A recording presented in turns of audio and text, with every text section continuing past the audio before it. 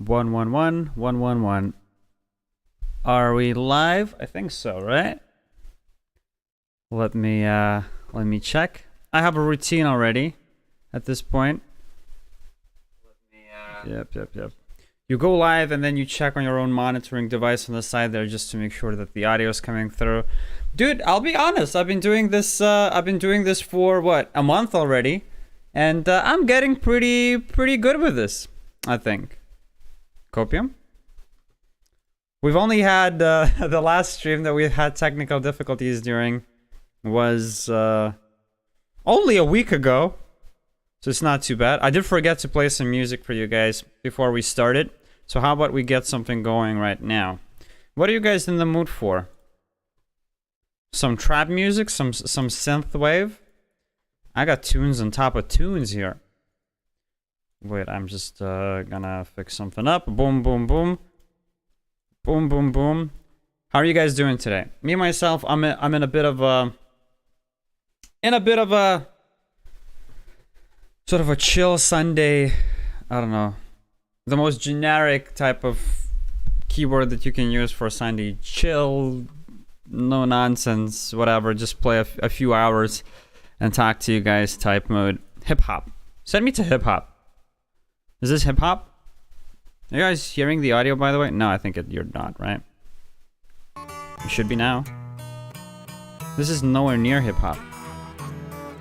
This is nothing. This is not like any type of hip hop I've heard before.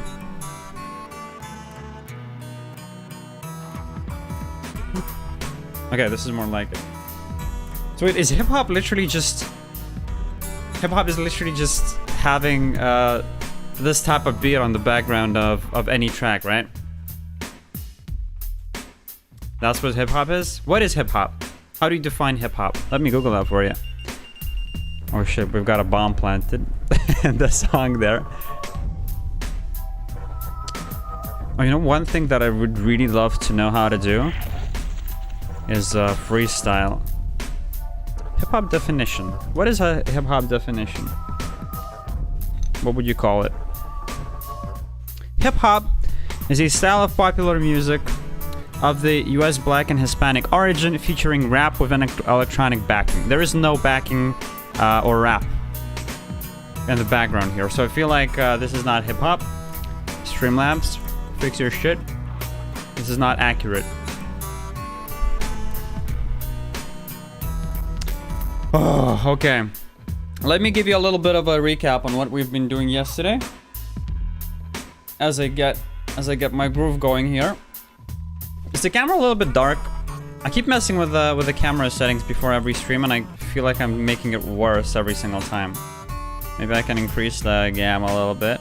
Oh, is that better? Am I brighter? I should be. Yeah. So yesterday we were playing some more Demon's Souls. We finally beat one of the most difficult bosses in the game, the Flame Lurker. He's been giving us a shit ton of trouble, so I'm very glad we finally got past him. The problem is that the purpose of the stream really was for me to get through the game efficiently so that I can maybe do like a Deathless run or anything like that afterwards. But we've sucked so bad at the Flame Lurker fight, and we kind of lucked out there in the end. We just beat him, I don't know how. I feel not comfortable at all in doing a rerun of the playthrough and not dying again at that part. But I guess as we keep playing more and more, we'll eventually get there. So that is the hope here. And without further ado, I feel like we can just jump into the game, right? We could jump into the game and see. And see if we can progress further. I have the game already running, by the way, as you can see. Is the audio coming through for the capture card? It is. I'll keep doing this. I'll keep monitoring the phone just to make sure it's working properly. Alright, what is my controller, dude? There it is. Send me in. We have 2 Archstones left to explore, I think. We have the one that reminds me of Blighttown from all other games. And then we have the Tower of Latria. I remember that the Tower of Latria is a little frustrating, or it can be a little tricky to get through. So we could do that next.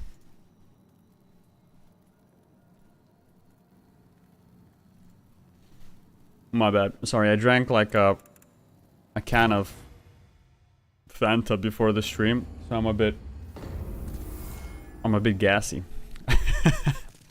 Yeah, so we've got the Tower of Latria left over, and then we've got essentially what is essentially Blighttown. What do you call it? The Valley of Defilement. So we could go through either one of those. Valley of Defilement, I feel like the problem here, if I remember correctly, since it's kind of like reminiscent of Blighttown, is going to have a bunch of platforms that you can just fall off of and die. So the fact that we've invested so heavily into health isn't going to matter as much, because any single sort of a tip off or like fall off the cliff is just going to kill us instantly. Whereas the Tower of Latria, I remember it has like these insanely infuriating mobs that stun lock you, and like you can't really like reasonably get out of them. So which one should we do first? I love the aesthetic of both of them. I think Tower of Latria is a bit creepier though, so maybe that's a good place to start. Would love to hear your thoughts. We're stocked up on healing items and all that good stuff, so fuck it. Let's send me to Blighttown. I feel like that's always a pretty exciting part of these games, right? How are you guys doing today? Have you had a good weekend? Are you excited to go back into work and uni and school tomorrow? I know you are. Don't lie to me. Yeah, you see what I'm saying? Like, this entire area is just going to be ass to get through. But we've done it once, so we'll do it again. Send me up here, and just be careful. If I remember correctly, there's also a bunch of poison dudes here, right? So maybe we want to equip a Noble's Lotus. Counteracts poison. Oh, don't do those. Make sure you don't do those rollbacks, lest you get thrown off the cliff there. Yeah, take me up. I really don't remember what this place has in store other than the jumps off the cliff and the poison enemies. So this is going to be a bit of a quasi-blind run, I guess. Oh, there's one. What do you do? I guess we can monitor him. I mean, this looks just like your similar... Okay, never mind. We're just about to say he looks like your basic mob. Jesus Christ, you dick. Oh, I should also say we've only recently got this new weapon, the Claymore. Someone recommended that we set it up. We picked that up instead of the weapon that we've had previously. So, yes, I also suck at the game, but any damage that we're taking throughout the gameplay is also due to the fact that I'm not really used to the moveset. It's really a slow weapon as well. The windup for it is kind of, you know, it is what it is. Alright, so how do you want to do this? You see an item there. It's just dangling over a couple of sticks, which I hope they don't break apart. Yeah? Okay. Renowned Hero Soul. Oh, fuck. There he comes. Oh, shit, there's no way out. Is there? Oh, fuck. Are we trapped? Is he coming? He's not coming. Is there a way out? Are we just... No, we can jump down here, right? Okay, what is our plan of action once we want to get out of here? Maybe draw him back here so that you don't have to fight over the cliff?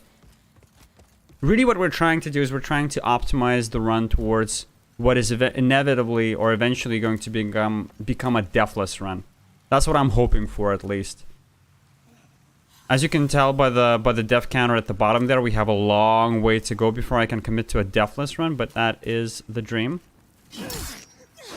The damage on the weapon is pretty hot, though, I'll be honest.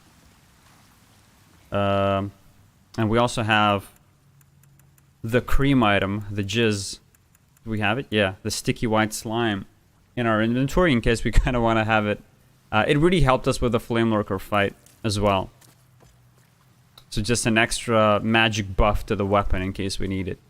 But for now, the mobs are not proving to be too difficult. What the fuck happened? What? Okay, so this place is like full of traps, right? Oh, there's a dude behind us. Yeah, okay, so if they're just gonna be jumping up and in front of us and behind us, that's going to be a little... I don't know. It makes it a little difficult to keep track of your surroundings, right? Watch your back. Watch your sixth. Is that what people say? Alright, take me here. We have a ladder. We probably want to take... Oh, what the fuck are those things on top of the wall? You guys see that? The blue little beetles? Can you knock them off? I love the remake. The visual, like, fidelity and just the art style in general is, like, really fire. Wait, we could take the ladder, or we could just do a little bit of platforming and get these items. Platforming is typically probably a pretty easy way for us to get burned. But, you know, I guess it's worth trying. Oh shit, this guy's alive. That sucks. Oh, he's not alive anymore. There you go. Morning Star. Okay. Getting extra weapons is always nice, but we're already committed to the Claymore. I mean, I've leveled it up out of my gourd. It's already at like level 4. And we can keep pushing if we get more Heartstones, I think. I don't know what the best place is to grind or like farm Heartstones. If anyone knows, you guys can let me know in the chat. I can head over there. Maybe level up the weapon a little bit. I mean, my goal is to obviously beat the game in under 100 devs, but if we can like keep it under a 50, that would be an even better achievement for sure. It's a shame we can't really like one-hit kill them still. Oh my god! Okay, I almost I almost did an oopsie there. They just have holes everywhere. I guess you have to be like really careful. This is probably a fucky place for us to fight this dude. Okay, and they're gonna be throwing shit at us, right? So you want to take a step back. Yeah, this entire area is just gonna be a really slow trek, isn't it? That's fine. That's fine. We take those. We take those. Alright. Keep rocking. What is that guy up to? Oh shit, do we not have our ring of regeneration on? Oh, fuck me. Oh, fuck me. Come on. Come on. Yeah, let's put that on. I don't really need the thief ring. I really don't need the cling ring either. Oh my god, you bitch! I clicked out of the menu. My bad. My bad. Oh my god, dude. Shit. Fuck, it's my bad.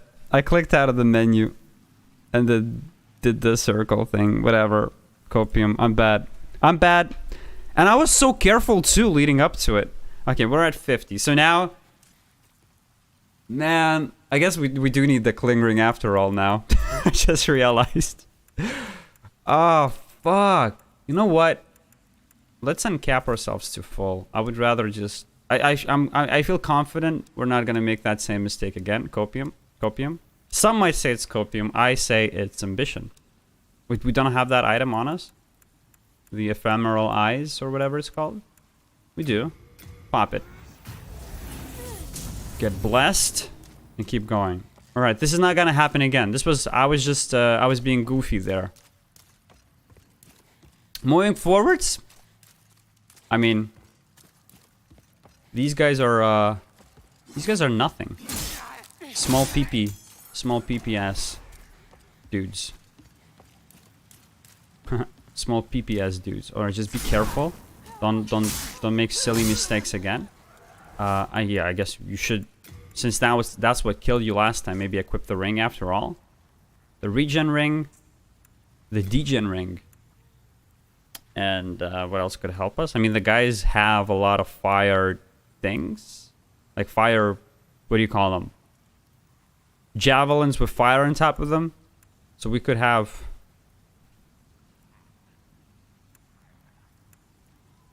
I mean, we could have the flame resistance ring on. I can't really come up with anything better than that. That or the item discovery ring could also be cool. Keep an eye out for rocks. Are they gonna throw down the rocks again or no? Is that just like a one-time thing?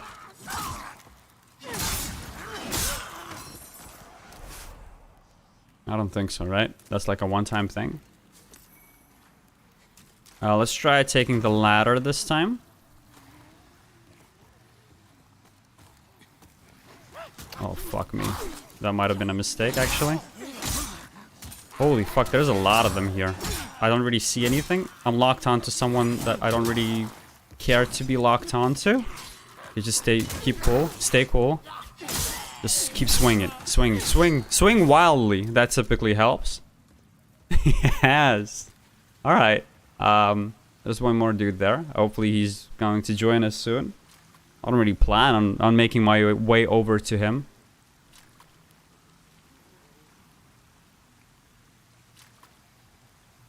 No, he's just chilling. Well, something tells me he is going to join us eventually. When I least expect him to, he's going to jump down. Right? That's fine. Look, like with the ring on, it doesn't even deal that much damage. We can just eat those. Eat those hits. Oh, come on. Come on.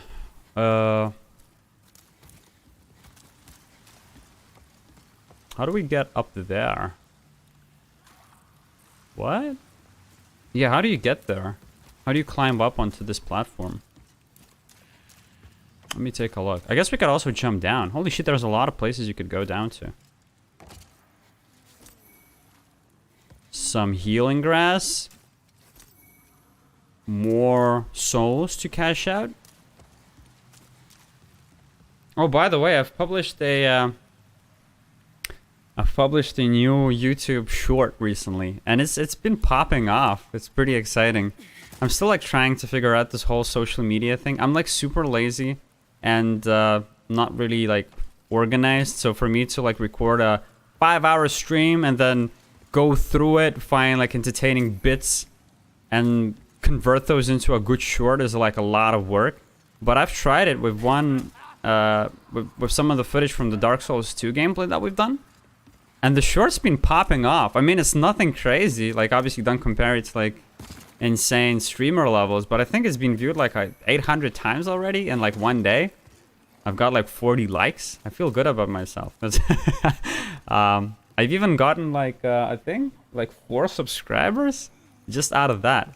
Which really reinforces that view that people told me about. That, you know, when you start off with the Twitch, if you want to grow a community, then obviously, oh my god, don't go in there. When you want to grow like a Twitch community, then, you know, it's obviously, it is possible to do it if you just regularly and consistently stream on Twitch. But more likely, you just want to stream on Twitch just to create content. Oh my god. And then post that content somewhere else, like TikTok or YouTube, right? Because that is what gets you the viewers, or like that's what gets people showing up to your stream. At least that's what I've heard, and I think it kind of makes sense, right? Because even like this category, the Demon Souls category in Twitch, and I guess I didn't check YouTube, but the Demon Souls category in Twitch, I don't really think it's like super popular or populated. So it's cool to be like, sometimes you might get discovered, but really, it's probably better to bring in audiences using external channels, right? I love the game, though. I genuinely feel like if I had to pick a game right now, that I would... Oh, there comes one. It's very good that they kind of like breathe so and pant so loudly. It kind of makes it easy to not get surprised by them as they make their way over to you. Yeah, as I was saying, if I wanted to choose one game to really like maybe focus in on and try to build some skill around to become a content creator for, I know it's an old game, but I would love to do it with this game. I've been enjoying it quite a lot. And just the Flame Lurker boss is like, I don't know. I have no fucking clue how you beat it reliably. Especially early on. If you level up... Oh, this just takes us back, right? We've been here. I still hear our dude. Oh, it's him. It's the guy over on top there. Boink. Goodbye. If you level up, right, and if you have like a proper weapon, then, I mean, we've beat Flame Lurker. It's not a problem. But early on, that's kind of what I want to do. I want to, if I ever start like a New Game Plus, or just like a new game period, and I want to get like one of those cool weapons that only that area's blacksmith can upgrade, then I would like to... This is gonna be a bitch to get down to, isn't it? We're probably just gonna use one of the holes on the roof here and... But there's so many dudes there. What if we just like cheese the fuck out of them, huh? Like so. Boink. Boink. Boink. Oh, dude, I love these magic arrows. Fuck, so near miss. For sure. We're so close, god damn it. I guess we could go in and just try and Shrek them. Hi, I'm Aegis. Hello, thank you for following. Glad you're enjoying the stream. How are you doing today, buddy? We're about to get our ass handed to us, no doubt. So this is a pretty cool moment for you to join in. I mean, these mobs are super weak, but I think what scares me is the density. Let's try it. Boink. Okay, so far so good. And bash him in. And one more? Well, this guy's just not interested at all. This guy doesn't really wanna deal with us, period. Have you played the game? Hi, I'm Aegis. I'm not sure if I'm pronouncing your name correctly. I guess I am. I'm not really sure what other way there is to pronounce it. But have you played Demon's Souls? What do you think about the game? I feel like I was talking about something and I forgot, huh? I was saying that you want to get, if you start the game, right? And you want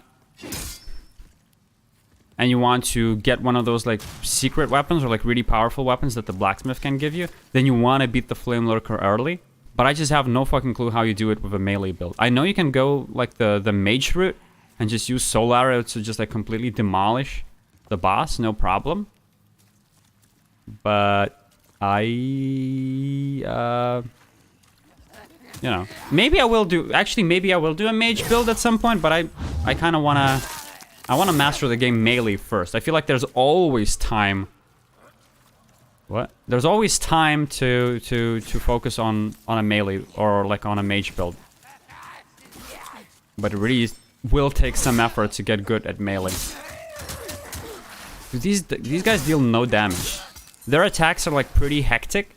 And I guess, again, like what scares me is the density of the mobs. So that's like two things that I think you need to be wary of. This is my initial reading of the area. So let me take you out here and show you what I mean. Two things that you want to be afraid of is, first of all, the attacks from the mobs, they maybe don't deal too much damage, right?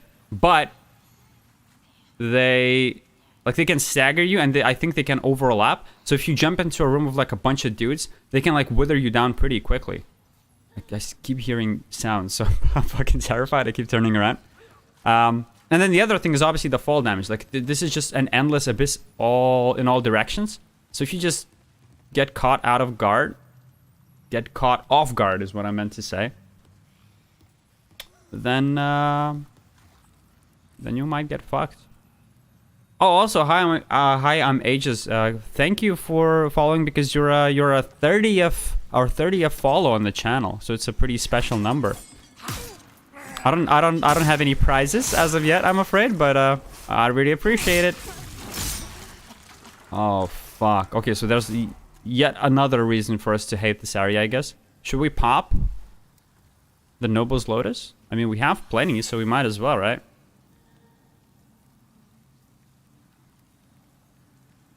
I'm just confused. So, because there was no...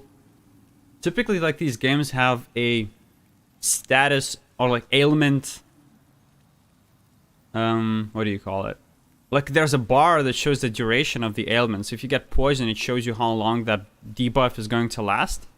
This time, this game doesn't seem to have that. So does that mean that the poison just lasts forever unless you use the anti-poison item? Just thinking out loud. You know, putting together a strategy in my head. Copium. Pretending like I know what I'm talking about. Oh, I was watching the streamer today. And yesterday. And I know it's not like a It's not like something super, super original, but it just blew my mind. And that is... I mean, I've always heard about things like subathons. So for anyone that doesn't know what a subathon is, it's like when a streamer essentially decides to stream. I think, maybe I don't know what a subathon is, but this is the way I read it.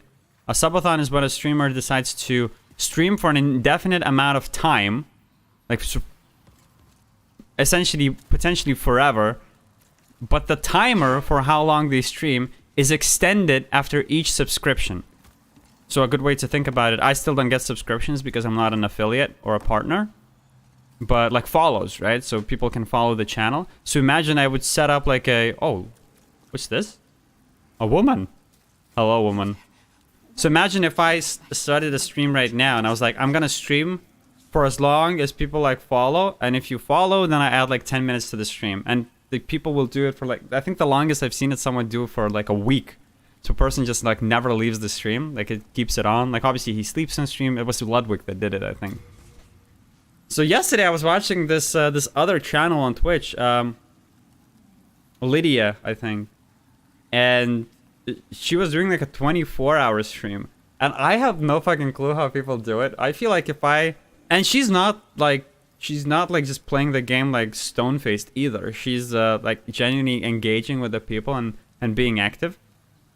And I mean, first of all, I feel like I really need to step up my entertainment capabilities as a streamer to begin with. But even at the level that I am right now, where I like still at least try to commentate the games that I play, even this like tires me out after like 4, 5, 6 hours of streaming. Like I'm like out of it. But she's been doing for like 24 hours, and I checked it out yesterday. She was like high energy, like pumped on caffeine, interacting with the viewers, playing video games, like dancing. And then I tuned in like just before like going live today, and she finished off the stream maybe like a couple of hours back, and she was in like the same, like visually at least, visually she looked at the same energy level, which is insane to me. I don't understand how you do it. But I guess streaming as is every other quote unquote profession, it's something that you can get better at, right? Or like find ways to become more efficient at, preserve your... Oh, don't swear at me, woman. I just don't have enough cash on hand to buy anything. I would. I feel like the more you stream, you also find a way to like preserve your energy, right? So you don't get tired as easily. What are these things? I think they do like a horrific debuff on you, no? I think so. Let's just deal with them. I'm plagued. I'm plagued. This is bad. Can we afford a deplague item? Oh, woman, I'm sorry. I'm sorry. There was an accident. Shit, my bad. Woman, I'm sorry. I legit, that was an accident. Give me counteracts plague. Okay, we have these as well, honestly. Stop. I would honestly buy it. I just can't afford it. Give me... Oh shit, we don't have it. Oh man, we're so fucked. So how long is the plague debuff going to be active? We can test it, honestly. So far it's ticking off our health slowly. I don't know if you guys can see it on the stream there. So we're debuffed with plague. I don't know how long this shit is going to last. The plague debuff in Dark Souls, I think it just keeps going forever. So maybe let me think. Maybe let's cash out these souls. Just... Oh my fucking god, that's a massive amount of souls. Now I'm kind of regretting cashing it out. Oh, fuck. I mean, let's just buy one of those plants to make sure we don't die. Yo, this woman is a pretty awesome merchant. She sells a lot of cool stuff. Like weapons, pretty good items for like dealing with debuffs. We might come back to her a bit later. I will be honest. Oh my fucking god. I literally just healed the debuff and you're about to curse me again. You dick. What are those? Are those rats? Nobody cares. I don't know, dude. Having almost 35k souls on hand. You guys don't see it because my camera is blocking the path, but I have 35k souls right now. If I die here, I mean this would be. Oh my god. Shit. I don't want to die here and lose all of it. Because that would be very... I mean, that amount of souls would be very healthy for leveling up. We could invest that into... I actually don't even know. What would we like to bump up? I guess for the purposes of not dying, or dying less, just pump those into health. What is the cap, I wonder? Every one of these games has a cap. Oh no. For how much points you want to invest into any skill, right? Because then you start seeing like reduced return on investment. Does he get staggered? He does not get staggered. That's a problem for us. Oh my god. Oh my god, please. Oh, there's more than one of you, huh? I'm kind of confused where I am. I kind of want to make my way up here, I guess. It's a good thing we have so much health too, because otherwise these guys would be a bitch to fight. I mean, they're pretty annoying already. Maybe I just want to deal with the smaller dudes first, right? If I can? Yeah, that's beautiful. Hey, we just killed all of them. The camera's kind of like all over the place sometimes, so it you know, it's throwing me off a little bit once every while. But now we're good.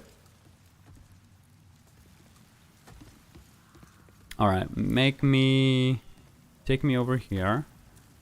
So far, so good. The next boss, I believe, is a dude called Leechmonger, right? I actually have zero fucking idea what to expect going in. Like, legit. Because the last time I played this game, I left this location for last. Out of the 4 or 5 Arstones that you have to visit, I've left this for last. And that meant that I was so over-leveled that when I got to the boss, I just killed them like instantly and I didn't even understand what their gimmick was. Honestly, I feel pretty powerful now too.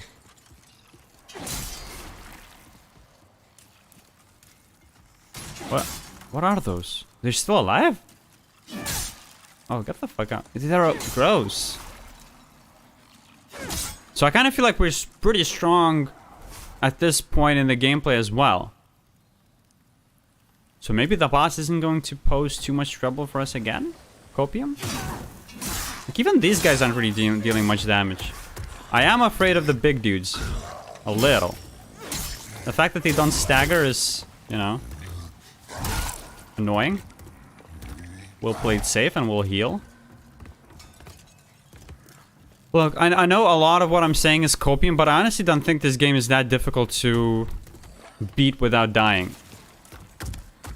If only I mastered the Flame Lurker fight, I feel like I could reliably beat the game without dying. Like this location, for instance. You just have to be careful. The only time we died so far in this level was by my own, like, stupidity, right? We just fell off the cliff because I'm a moron.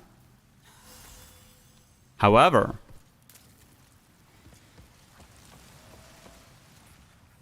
it's not gonna happen next time.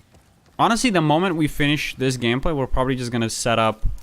So this is what I'm thinking. I'm thinking of 2 strategies for what to do with this game once we finish the first playthrough. Either I can keep playing on a New Game Plus, which is essentially a harder version of the game, right? It's the same game, but just the enemies are stronger or you are weaker. We're about to fall through, aren't we? No? Okay, never mind. Yeah, this is going to be the boss, by the way. Dude, I feel good. We're gonna beat the boss, but give me a sec. So once we finish the game, this is what I'm thinking. We could either replay the game from scratch, and just try to keep replaying, and keep trying to get the death counter below like 50, below 40, below 30, up until the point where we can do it like deathless. That would be fucking awesome. I feel like that's cool content. It will make me a better gamer. Something exciting for you guys to watch. We can all like put together a hype train for me not to die, hopefully.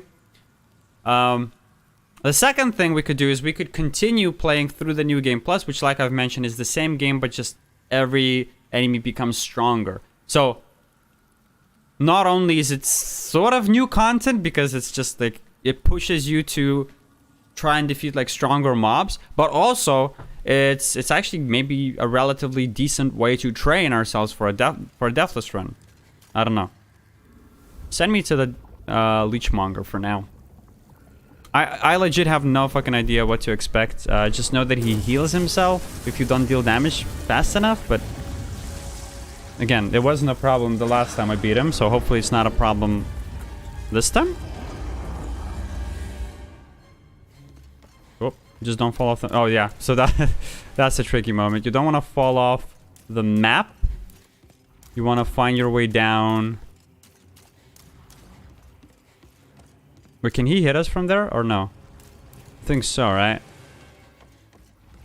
So falling will kill you. So you just want to make sure you don't just run off the platform.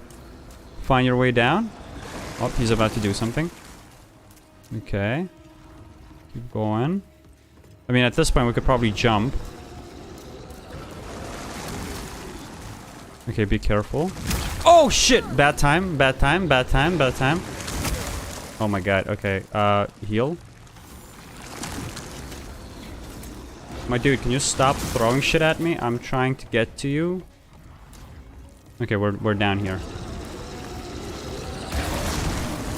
Okay, so now just fucking wail at him. Look, his health is just evaporating. So is ours. We're gonna heal real fast, just to be safe.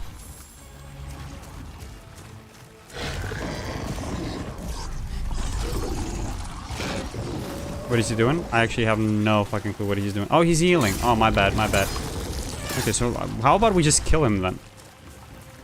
Let's not let him heal. He's not doing any damage to us either. Look, I hope this is not copium and he doesn't end up punishing us. But so far, I mean, it's just circle around him. Oh, he's healing now, right? So you just wail on him while he does so. Or he's healing again, right? Oh, no, no, no, no, no. He's wailing, he's wailing. Doesn't matter, like, literally does no damage to us. Dude, you're fucked. Dude, I don't know. Oh, he's healing. That's cute. That's really cute, yeah. Yeah, you go on, you heal. That's fine. Much good that did you, huh? Okay, and we should finish him off here. Oh, he was about to heal too. Sucks, sucks. Sucks, sucks, sucks. I bet that sucks for you, my dude. Cool. Again, it wasn't a problem the first time we fought him. It's not a problem this time either. Flame Lurker, not the Flame Lurker, the... fuck, I even forgot his name. So easy, so easy. We're gonna send ourselves to the Nexus just to bump up our health. Maybe even buy some healing items. I mean, we're doing so well in the healing items, but I want to keep it that way. There's very few things that are more cringe in this game than running out of healing supplies and having to go farm for them, right? And then the next boss of the area. What is the next boss? I don't really remember. Well, I guess we'll have to continue. Well, we've only died once in that decrepit town place or whatever. Oh, let me check something real fast. I want to see... What is the soft cap for health in Demon Souls? Vitality soft caps at 50. Alright. So, because honestly, like, I'm happy with our... I mean, the only other thing... The only couple of skills that I might want to consider increasing right now are... Vitality and Endurance. I really don't think... it makes much difference. Look, let me show you what I mean. Let's find the chick. There she is. Like, if I increase my... dex or strength, which increases the damage that you deal. So this or that, right? You can see in the middle there the attack power for... There's like numbers that go blue, right? So this is probably a better example. Dexterity. If we increase dexterity, there's a blue number in the middle of the screen. This is the amount of damage we would deal with each hit. So you invest a full health, or a full skill point into dexterity, and then that gives you like what? 1 extra damage? Which seems like a waste. However, if you invest that 1 point into vitality, then you can see in the middle of the screen there, our HP jumps from 1304 to 1325. So it just seems like a much better use of our points to invest it into vitality while we get this big return on investment. Although we're not really getting that much HP out of the 3 points either. Give me a sec. So that's health. What about endurance? I know that endurance does 2 things, right? It gives you stamina, which is that green bar, allows us to roll a bit better, and also increases equipment burden, which enables us essentially to equip more heavy gear and still be fast, right? But the thing is, I'm kind of happy with the gear that we have. And also, I don't really think we have that many of stamina problems.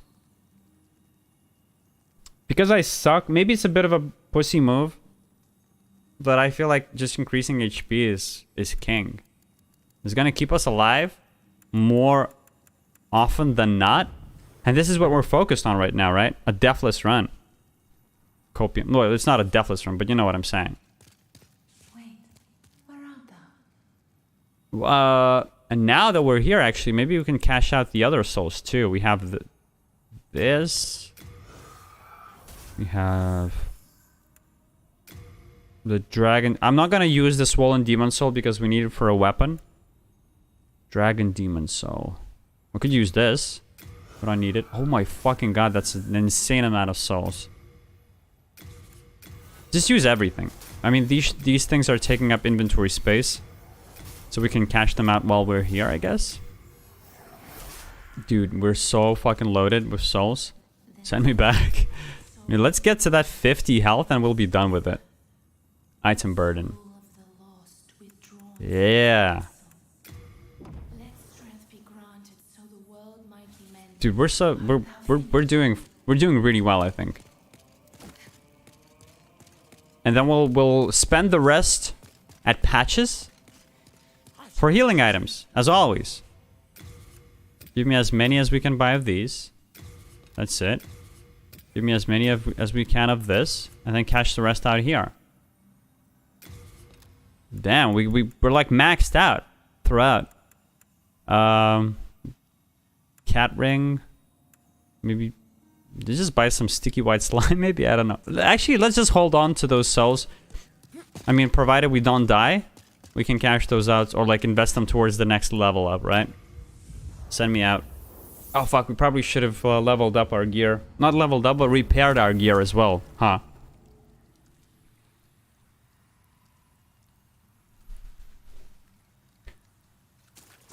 Oh, na. Send me. I always hate these areas with like water because it seems like you can just fall off into an endless abyss if you're not careful. And this part I think is pretty sucky if I remember correctly. Let me check. Isn't it going to be like a massive arena full of like goop and enemies? Just like a poison lake. Every Soulsborne game has to have one of these. Yep, I'm pretty sure.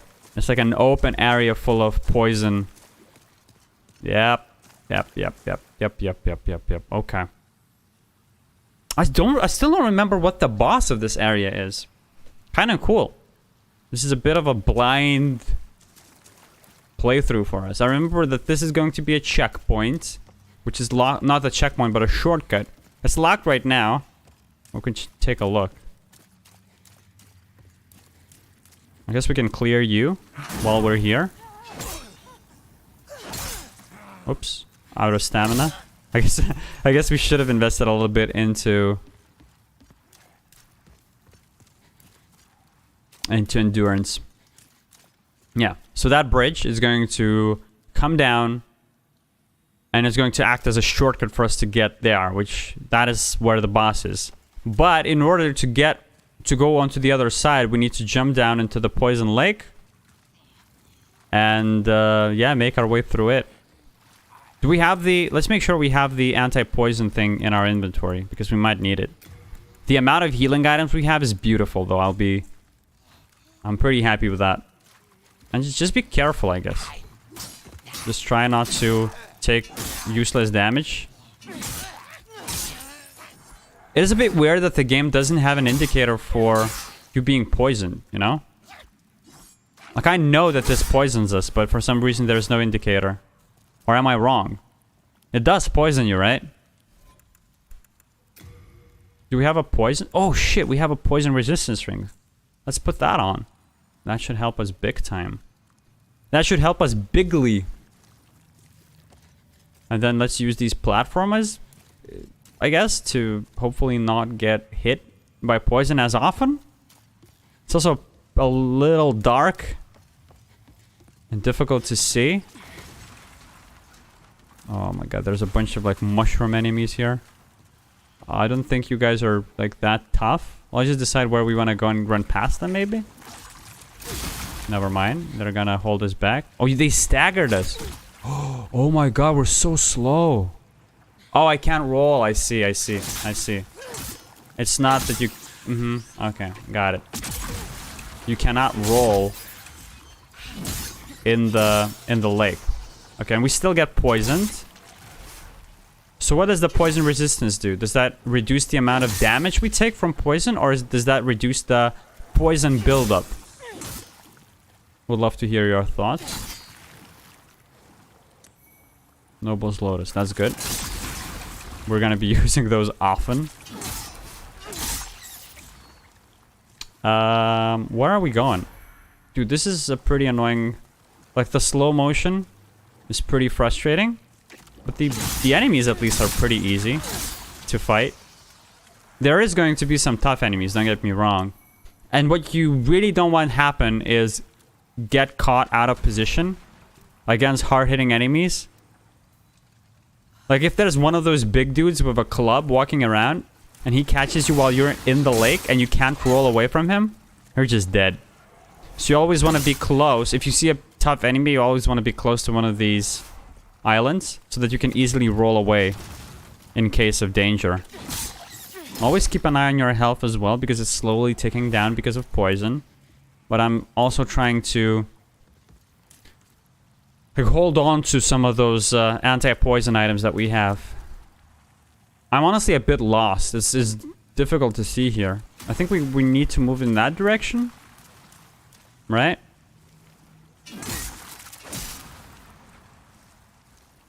I think so. It's also very handy that all of these guys are giving us the Noble's Lotus. So we'll never run out. Boink. Boink. Dude, I love this weapon. Quan and Mr. Bloodborne recommended we get it like last playthrough. I mean, the guys were onto something. It's a legit weapon. I've also seen that Asmongold uses it, or like used it in his playthrough of the game.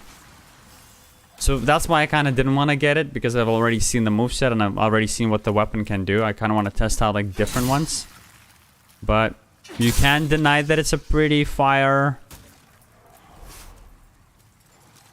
tool. Boink. Oh, fuck you.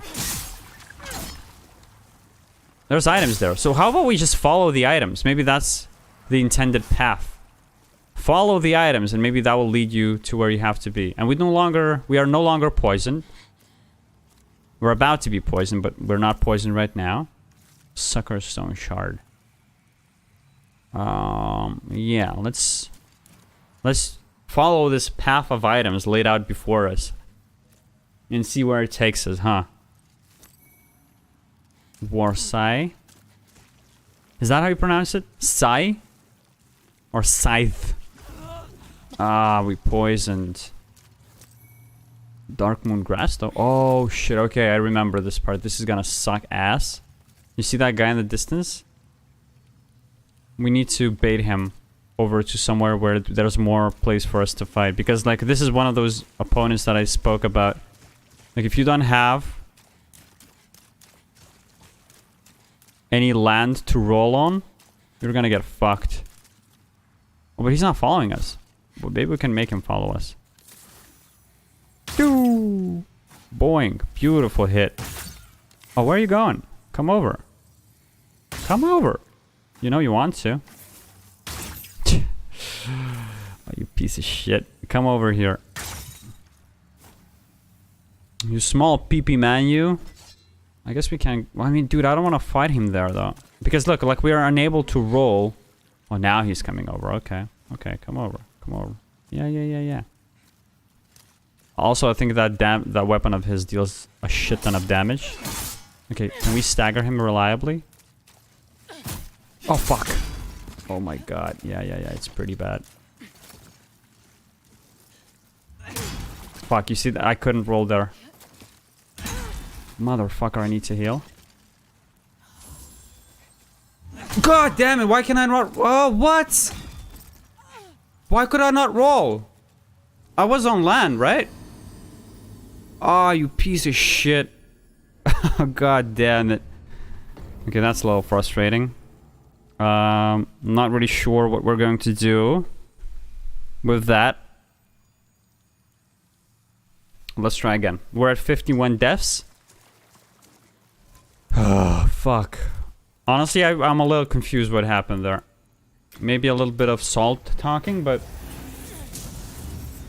Send me back. I'm gonna show him what's what. Maybe there's a ring somewhere that I missed that allows you to... You know, roll in the poop lake. I want to roll in the poop. Oh, fuck. Oh, man. Holy fuck. What happened? Oh, fuck. Okay, I lost it. Streamer loses it live on air. That's just like back-to-back 2 deaths, which I think are just moronic. I'm actually super hot as a person, but also physically. So let me take off my jacket. Maybe that's what I need. I'll also grab a drink, so give me like 2 minutes.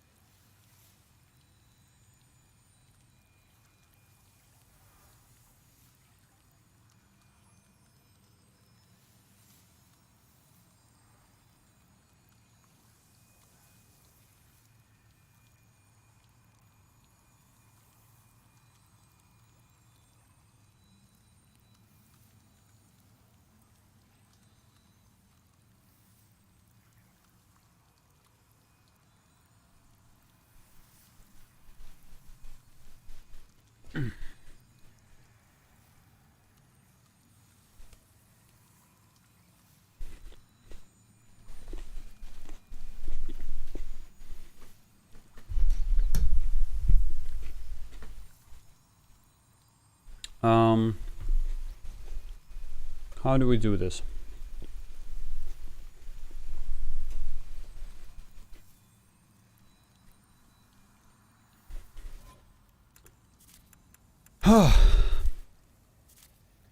Okay, so we used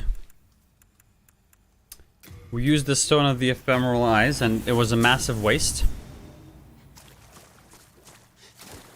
A massive waste. Because we literally just threw ourselves off the edge there for no fucking reason. Ah, fuck, I was going to say... Actually, one thing I do want to try is maybe swear a bit less on stream. But I just can't, you know? Actually, this is a pretty good debate. Do you guys think that swearing is like pog or not pog? Because honestly, I've been swearing my entire life, and I feel like I'm a better person for it. I feel like swearing is a very effective way of using speech. I mean, there's obviously like situations where you don't want to swear. Maybe at a job interview, don't start throwing like F-bombs. But generally speaking, I mean, swearing here and there I don't think is too bad. So I've been swearing everywhere all the time, but I just sometimes when I look back on like the playback, I don't know how it comes across to other people. Like I don't mind when people swear, but maybe you guys get upset. If you do, then too bad. No, but for my own sake, I kind of figured maybe it would be interesting to see if I can pull off an entire stream without swearing. Mission failed so far. Especially when you die to that fucking invader. Fuck, well, there I go. I said it again. He said it. Okay, so the slow swamp. I don't mind the slow swamp. We can go through the slow... We only need to get through it once, right? So I don't mind the slow swamp. What I hate is dying at the end of it and then having to redo it again. Also, again, I kind of lost the direction that we're supposed to go into. I guess just follow the flame torches, right? Send me here. I don't know.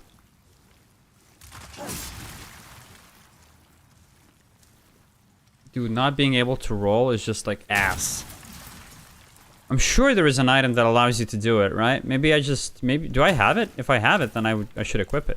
And also I think this island might be a good place to fight the invader.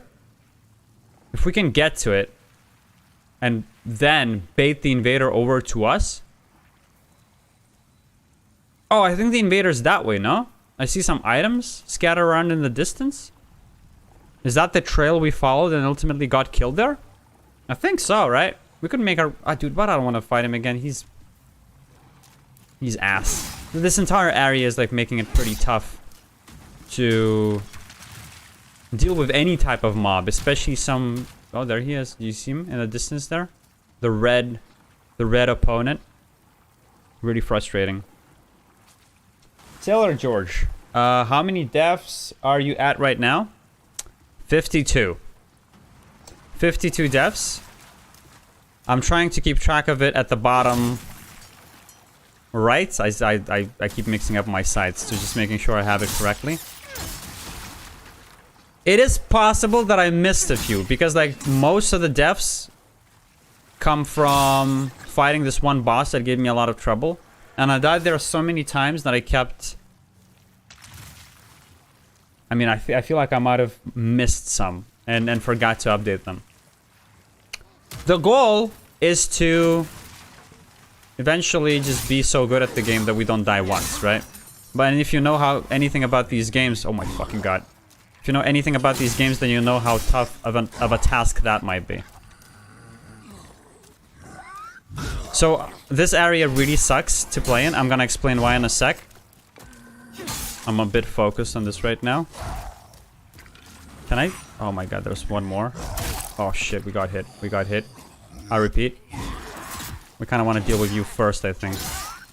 Oh fuck, I thought we killed him. Oh my god, come on. We just want to kill that one guy so that he doesn't bother us. And then we're gonna heal now. Oh, got him. Oh, where are you swinging at, buddy? One more, and then we're done, right? Get fucked.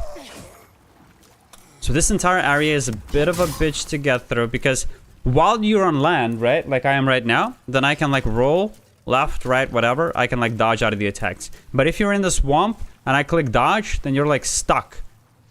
So had that big dude that we just fought caught on to me while I was on or like in the swamp, in the doo-doo water, then I would be shit out of luck because there's no way you can dodge out of the way and he just like stun locks you to death.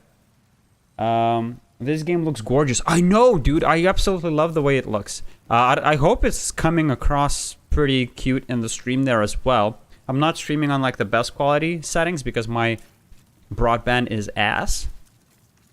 But at 1080p, I think it still looks gorgeous. You can play it off, like, I mean, on the PS5, it's like 4K. Nobody plays on 4K though. Like, I can set it to 4K. You're not gonna notice any difference. But I will. Because on my monitor, it's going to look a little bit prettier, but the FPS is gonna drop through the ground.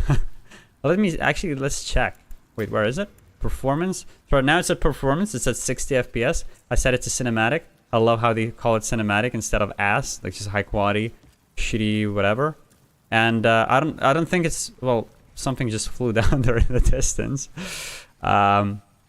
And theoretically, it's like more detailed right now, but I don't know if you can tell, like the frames are just non-existent. It seems like you're playing at like 10 FPS. I mean, maybe not that bad, but so definitely you never want to play these games on quote-unquote cinematic mode, as they would put it. Put me back to performance. How are you doing, Sailor George? The lighting. You love the lighting? I love everything about the game. Again, we just finished off the Dark Souls 2 run. And, I don't know. I'm still processing my thoughts on the game. But one thing that this game, for instance, does better for me is like the environments. Even though they're a bit dry, some of them are a bit dry. Like, this is not the best area to showcase this in, right? Because it's supposed to be like really grim and annoying. But just in general, the game looks gorgeous as opposed to, you know, I thought Dark Souls 2 was a bit one note. Oops, I thought you were dead. You're good. A lot of uni work, but nothing new. Let me see if I can. I don't know why, but the Streamlabs doesn't show your chat up here, so I need to bring you a bit closer here on my external monitor. Could you hear maybe? I don't know. Yeah, maybe something like that. This looks like one of the prettiest Souls-like games that you've seen. Apparently a lot of people really love how Dark Souls 3 looks like. I've never played it, but I'd love to give it a try. Apparently it's super sleek, very well designed. So everything about it is just gorgeous. So we might give it a go after this. Honestly, like I've been having so much fun playing through these games on stream that, I mean, this might as well be my niche for now. By the way, the stream is, I don't know if you've been here when I mentioned this before, Sailor, but the stream is like a month old at this point, a little bit over that. We've been doing this for over 4 weeks. So, yeah, I'm somewhat of a professional streamer already. Fuck me. It is fun, like, looking back on some of the content. And obviously I have, like, the highlights of my Dark Souls 2 playthrough. I'm working with this amazingly skilled editor that's helping me put together these videos on YouTube. So even looking back on some of the work that we've done over the last month, it's pretty fun. I love, I don't know, the streaming stuff is something I've ended up really enjoying. And obviously you kind of, what are you up to, dude? Obviously you kind of do it more so for yourself and being able to just interact with all of you guys in chat. But the fact that there's like some engagement is really like rewarding as well. And I'm using it as a motivator to become a better entertainer, you know? I think we spoke to you about this before. Oh my god, this is a bad spot to find ourselves in. Regardless, we stay winning. So like one of my favorite streamers to watch, for instance, is Northern Lion. You like the guy too, right? And honestly, like, I cannot understand how the guy... He's just so funny all the time. And I wonder if that is something that you can learn through a lot of practice, or if it's something that you're just born with. You know? And the way in which Northern Lion is funny is also, like, very unique. It's kind of like this dry, observational humor. He's just like the bald, intelligent man, yeah. Maybe that is his intelligence that connects the dots. And also the fact that he's bald is really funny, right? No, I'm kidding. I've watched so obviously I watch a lot of Bill Burr's podcast because he's my favorite comedian. Definitely one of the greats, alongside with Norm Macdonald, right? R.I.P. And Bill Burr, when one of his viewers wrote in, or like one of his listeners wrote into the podcast and asked, like, what does it take to be funny or witty? How do you practice being funny or witty? And honestly, like, I love Bill Burr's candid response, which was, you don't get funnier. You're either born with it or you're not. So that's a bit depressing. But I do have my moments. Sometimes I don't know if it's something I should be proud of, or if it's something that's cringe. But like, I feel like the only environment in which I can get like a chuckle going is like Office Space, which, if you know anything about like office humor, it's like the cringiest type of like stuff. But I think like maybe as a person I'm pretty like informal, and you find yourself in all of these like office environments, and like I'm probably like one of the few people that are not like afraid to like be goofy, and sometimes that throws people off, but obviously that's very low effort. Up here on Twitch, people are like you know, what do you call it, connoisseurs of humor. So you really need to, dude, you're a piece of shit to fight, so we're just gonna do this, boy. Goodbye. So you really need to step up your game. He kind of reminds you of Dad. Kind of, yeah. Northern Lion is a dad, isn't he? Maybe it's a trait. Maybe baldness is a trait that all dads share. Wasn't there a Simpsons episode too? A Simpsons episode where it explains why Homer is bald, where he finds out about. Wait, maybe we can find it actually. I wonder if the stream's going to be taken down if I show it on stream.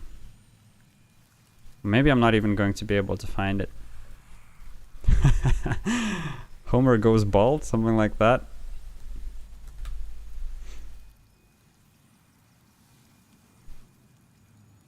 Oh my god, this is a 9-minute clip.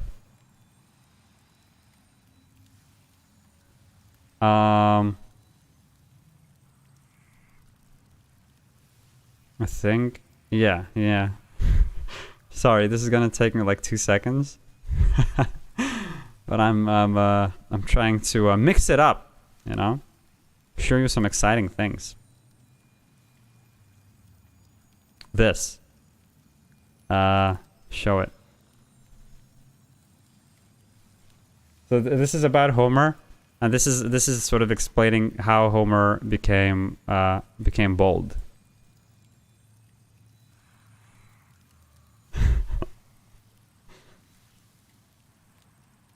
And I feel like that's probably what happens to all of... oh shit, no audio? That's fine. Let's double the amount of chances that I'll get banned on Twitch for showing Simpsons clips. But I feel like if I understand the meta, or if I understand the rules properly, then what you're supposed to do is you're supposed to pause the video intermittently and comment a little bit, and then you can make like reactionary content. So there you go. It was me pausing, explaining the context, and now you can watch the video. So this is how Homer got bald in the TV show. I told him about Lisa. He finds out that they're pregnant, and then he freaks out. I mean, I kind of ruined it with no audio there, but you know, you get it. Okay, let's send me back before I get banned. Please don't send this to Twitch. Thank you. I actually don't know how this works. Does Twitch just get notified? Or like Warner Bros? Just get notified that somebody watched Twitch content and then send in their SWAT team to my house? Will I just get a knock on my door in a couple of minutes? Potentially. potentially. Let me turn off the desktop audio. Oh, sorry, I missed a massive message there, Sailor George.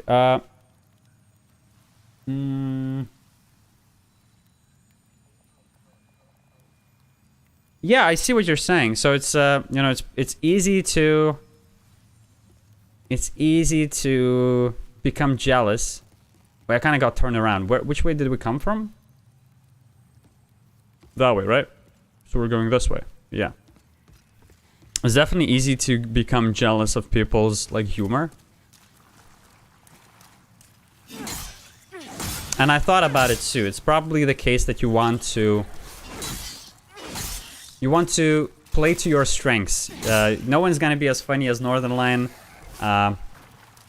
No one's going to be as well-spoken and entertaining as Asmongold. So you kind of want to find something that's unique to you, right? I can get behind that for sure.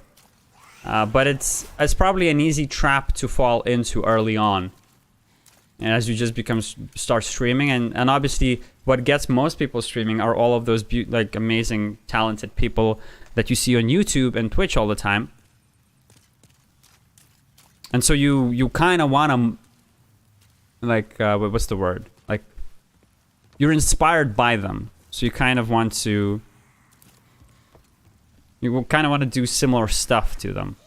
But then obviously you don't want to fall into the trap of just trying to copy them, because you're never going to be as good at what they do as the person that invented it. You want to be careful here. I remember this part. This part is ass. Again, we are dealing with the lake that you can't roll in, and a very tiny island that you can do it on, and two massive dudes that will just pummel you if you're not careful. So how about we try and bait one of them here? Is the footage coming across clear in the stream, by the way? Because it's a pretty dark location, and I'm noticing that maybe it's a bit difficult to see stuff.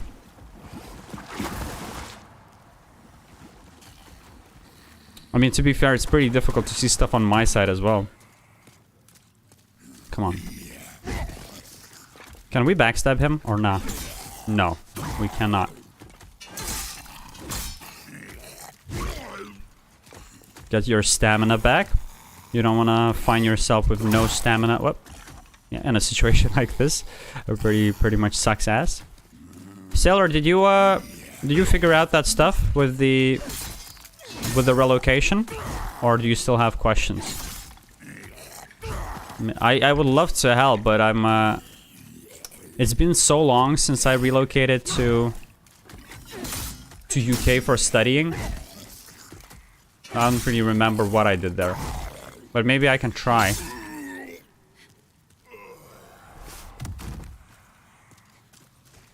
I mean, the best thing you can do, so for context, we're talking about moving to another country for either work or studying, and obviously you kind of want to find a place to live in.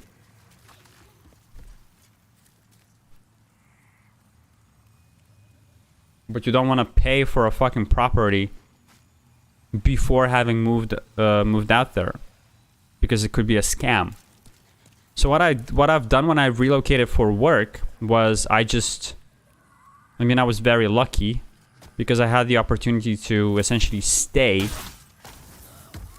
at a temporary accommodation, which gives you enough time to look for an apartment. But because you're probably not gonna have, so again, the best scenario for you would be to obviously go there and maybe crash in a hostel for a week, and then use that time to do some house searching. That's what people do, I think. If you do not want to do it, that's not what I did either. The other option you have is to just find an apartment and book it and hope for the best. But I've also heard stories of people that, you know, do it and then they move to the other country, they've paid the deposit, and then they go to the place that they are supposed to live in, and they find out that there's no house there. Or that it doesn't belong to the landlord.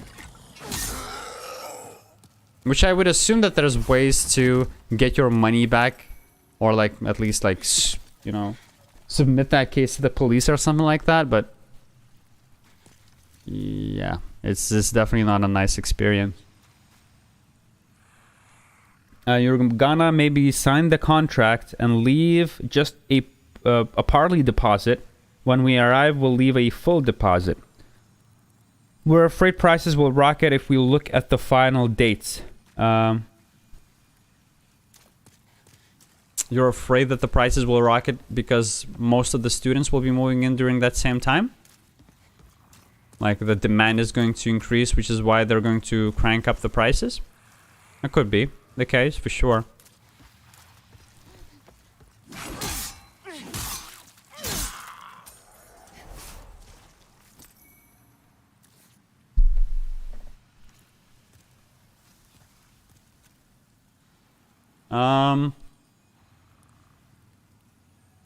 Yeah, I mean, if you can afford to give them the like, only a partial deposit, then that would be fire.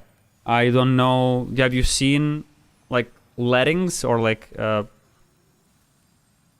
you seen, like, landlords that take you up on that offer, or what's happening?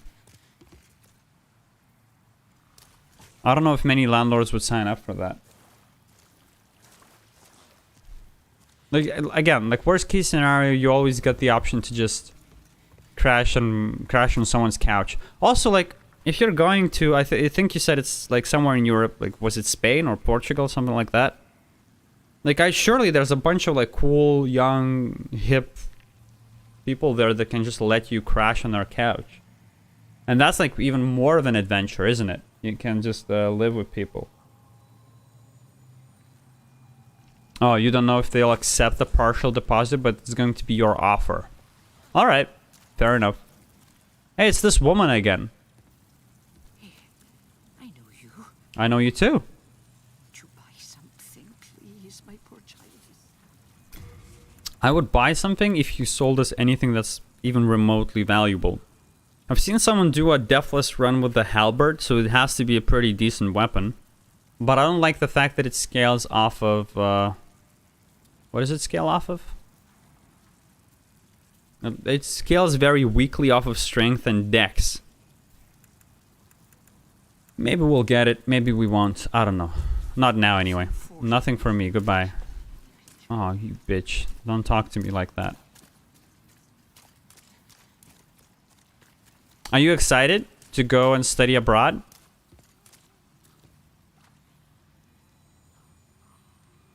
Is it weird to ask for the landlord's ID? I don't know. Is it? Maybe it's not.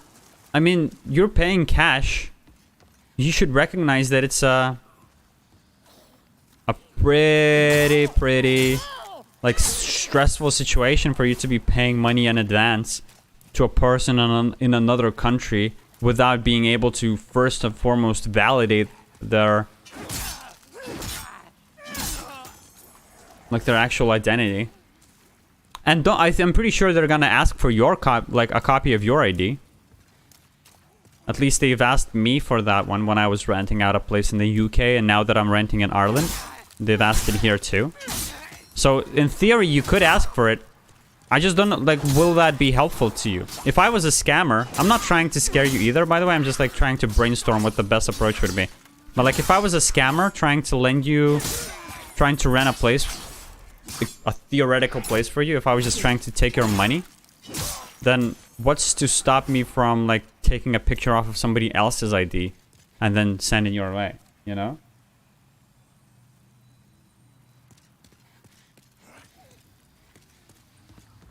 Does that make sense? I just feel like it's, you can definitely ask. And if it's a legit landlord, then I don't think they should be offended by that request. Because they have nothing to be afraid of. They can share the idea with you. Or at least propose, like, an alternative means of, like, verifying themselves. But I just don't know how you would verify that it's accurate.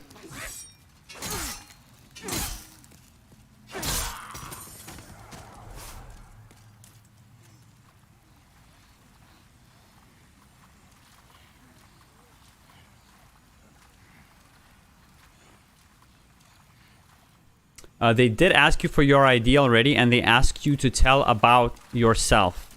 Am I understanding that correctly?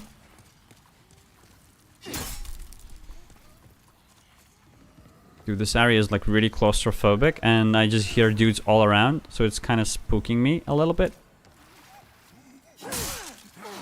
Just a bit, not too much. I just don't want to get jumped from behind. Okay. No, a lot of it is... Okay, so let me, like, I don't know, just renting the place out anywhere in the world is just like a massive pain in the ass, okay? It's always going to be a pain in the ass. And I think it's going to be more of a pain in the ass in some areas more than others. So for instance, in Ireland, it's just like insane how much power the landlord has. There's a massive... I imagine it's probably something similar, and something similar happens in New York, right? Or any other place that's like super, super intense and difficult to... Any area where it's difficult to get real estate is going to be very competitive, and the landlord holds all the cards. So, for instance, in Ireland, there's a massive shortage of places to live. The rent is fucking through the roof. As far as like Europe is concerned, I mean, for American viewers, it might not be crazy, but for like us Europeans, I feel like my rent is probably like above 2K a month, and that is like very steep. So paying that alone is like really, really tough. Unless you have like a good job, right? And so not a lot of, like, there's not a lot of real estate, and people need to pay that amount, and people will fight for those slots, and the landlords know it. The landlords know that they hold all the cards, so they can afford to ask like ludicrous shit. Like they can afford to ask for insane rent. They can afford to ask you for your ID, and you'll have to do it, or they'll just give the property to someone else. But I think it should be easier for you if you're like a student, and also it depends on what your needs are. Do you want to live with other people, or do you want to live alone? I don't think you know, as a student, I don't know what your situation is, but I don't know if you're able to, like, I was not able to afford to live alone as a student.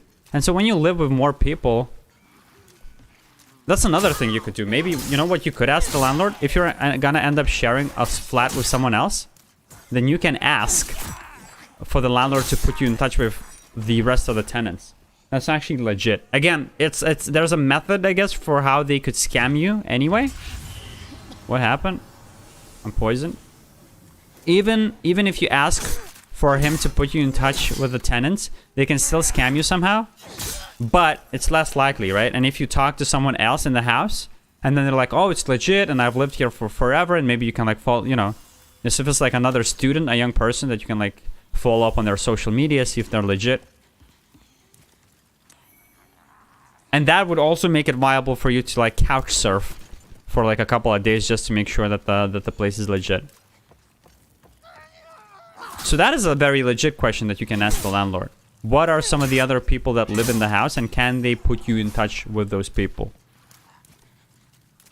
Not only is this going to be a fire way for you to make sure that the location is legit, but also it's going to let you get that foot in the door with your housemates, right? You're going to be able to start making those connections early on.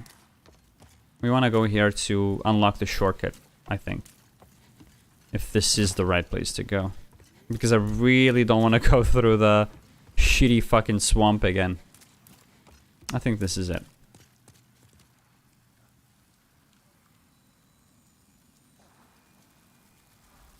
Sorry, I'll catch up with your messages just in a bit.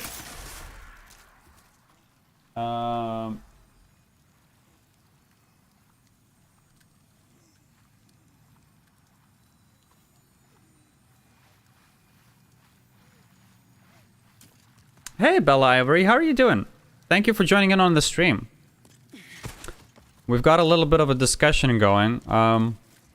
Maybe you can chime in. I don't know if you've had a similar experience. Maybe you're a student studying somewhere abroad, or have had experiences with that. But yeah, Sailor George, I mean, if you wanna move... So, okay, just to recap, Bella, for you. We have someone who's moving abroad and they want to rent a place from a landlord, but obviously you need to pay a deposit ahead of time, and then they have no way of testing, or I guess we're trying to find a way to make sure that the landlord is legit before sending them the deposit, right? No, to answer your question, Sailor George, I don't think you're being paranoid. I think that's a very legit question. I mean, unless you have fucking stacks on top of stacks of cash laying around, then you do want to be careful with... you want to be careful with how much money you spend on it. Abroad to where? That's a good question. Have you shared it with us, Sailor George? Where do you want to move? I think it's Spain, right? I'm not remembering it properly.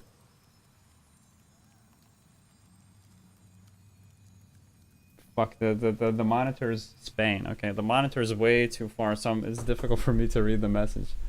It's coming in from... look, we're connecting the two worlds. The Sailor George of YouTube and then Bella Ivory from Twitch. Isn't this beautiful? This is a stream where we can all come together.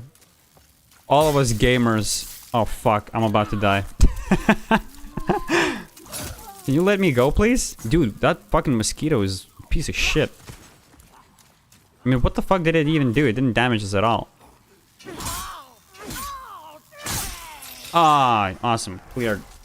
Alright, sorry, Sailor George. I'm catching up. You're renting a 2-room flat with a course mate. But you guys are both moving in at the same time. The course mate isn't going to be there ahead of you, right? And the only stress is that all of it is happening not through an official site.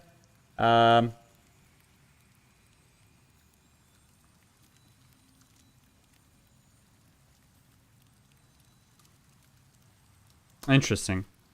Yeah, I don't know anything about Spain either. Bella. Yeah, I don't know, Sailor. Like, honestly, I think your approach is legit. Just, if you can sign the agreement before moving, and if you can, like, you know, paying the deposit, I can understand where the landlord is coming from.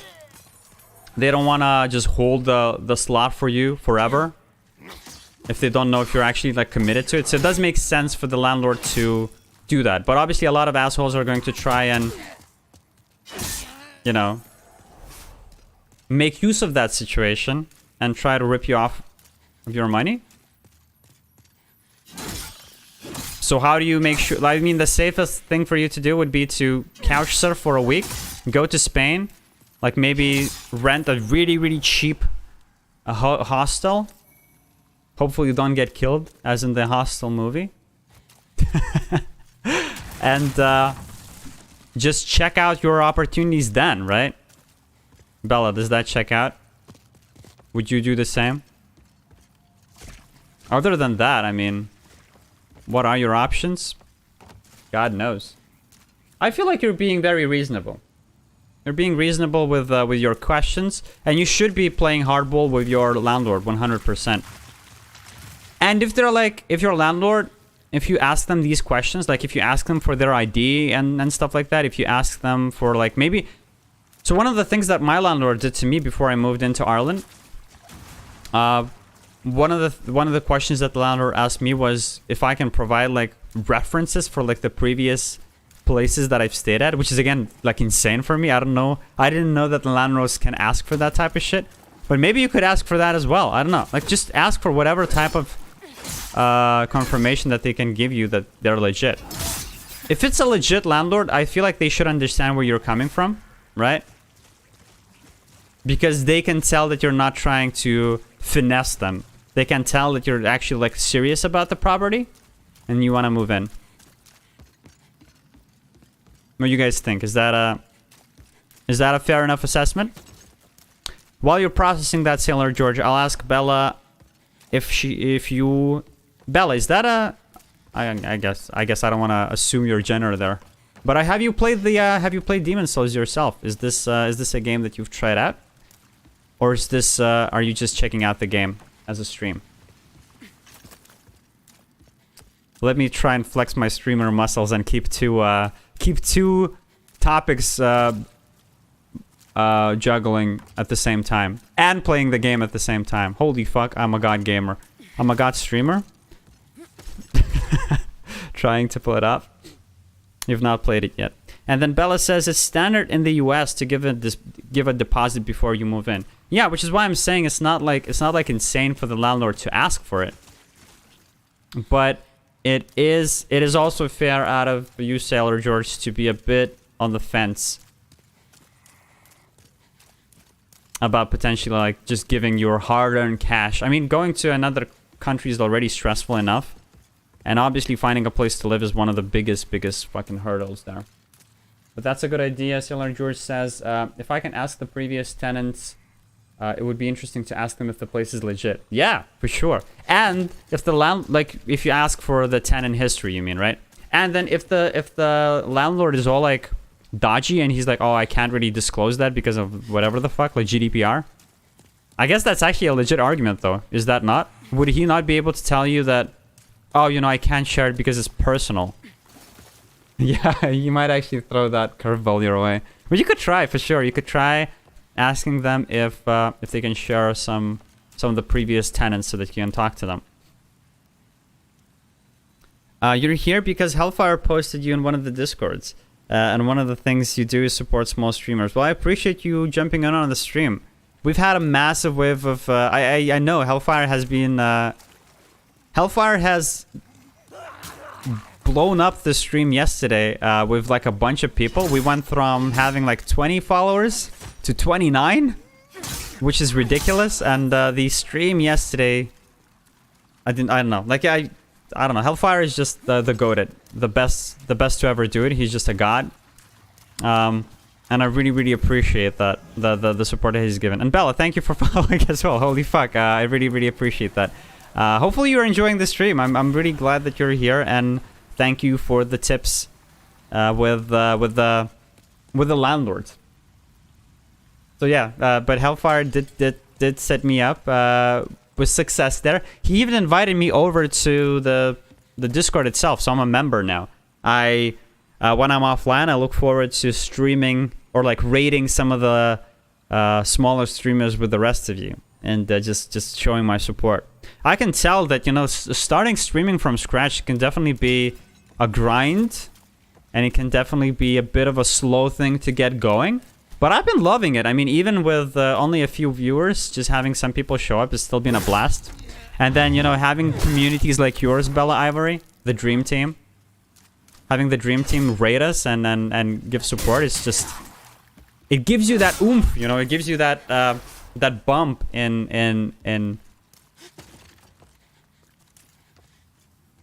motivation.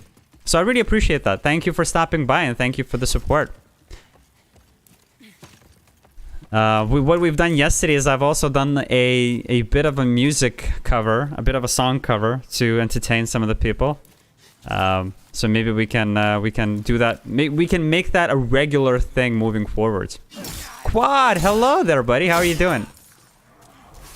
Look at us. We've made some progress since the last stream. We've beat the Flame Lurker while you were here yesterday, and then we're kind of making our way through this swampy Blacktown area, which honestly it hasn't given us that much trouble. I think we've only died 3 times here today. And I don't plan on dying anymore, Copium, so we can hopefully finish it off pretty easily. You love the Dream Team. They helped you get affiliated. Oh, so you stream as well. I'll have to follow you up then and check you out. And you've recently become a member as well. That's fire. I mean, isn't that fucking wholesome as fuck?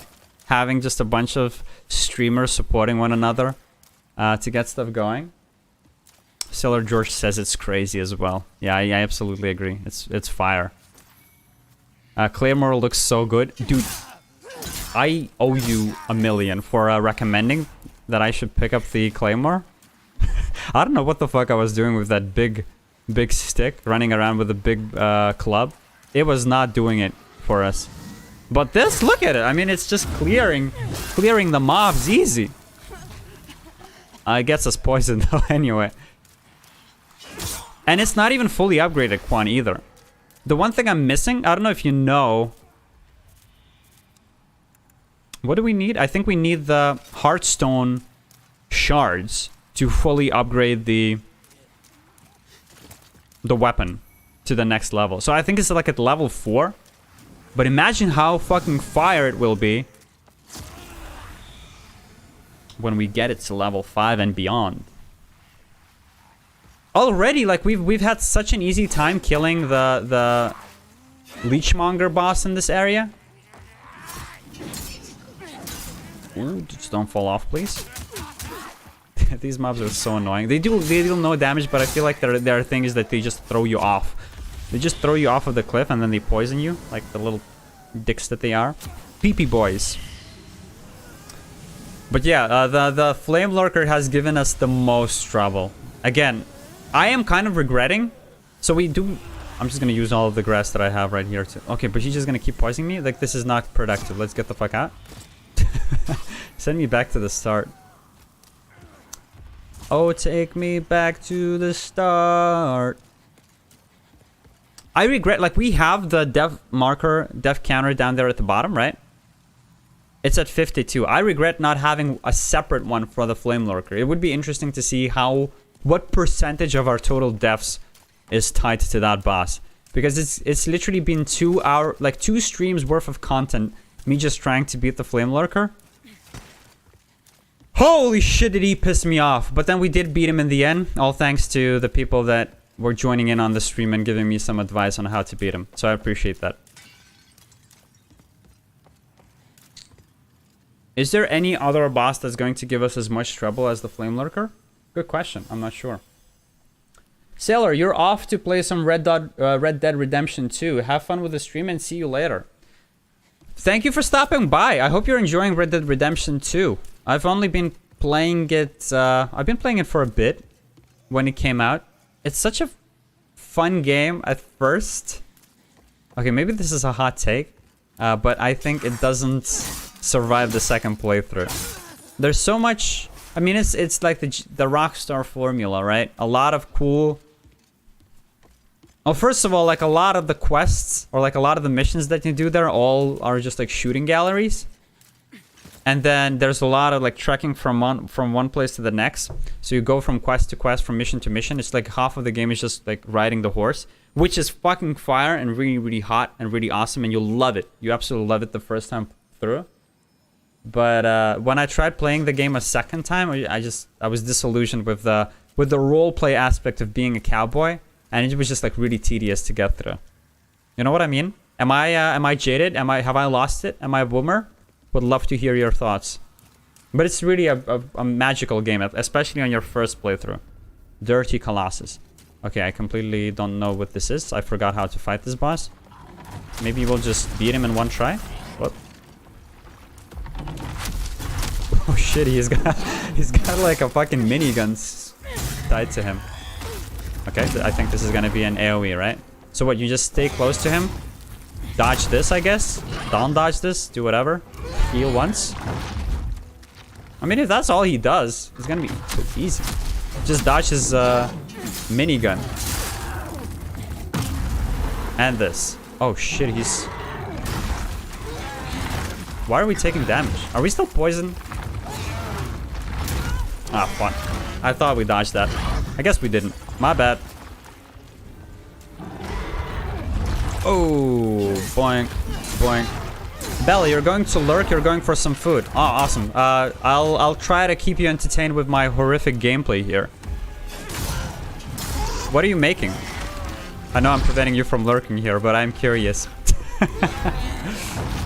Quan, do you think we've got this? Or is this like the next Flame Lurker? So far, it seems like ass. How is it that every boss in the game is such a pushover, except Flame Lurker? Like, I can just soak these hits for days.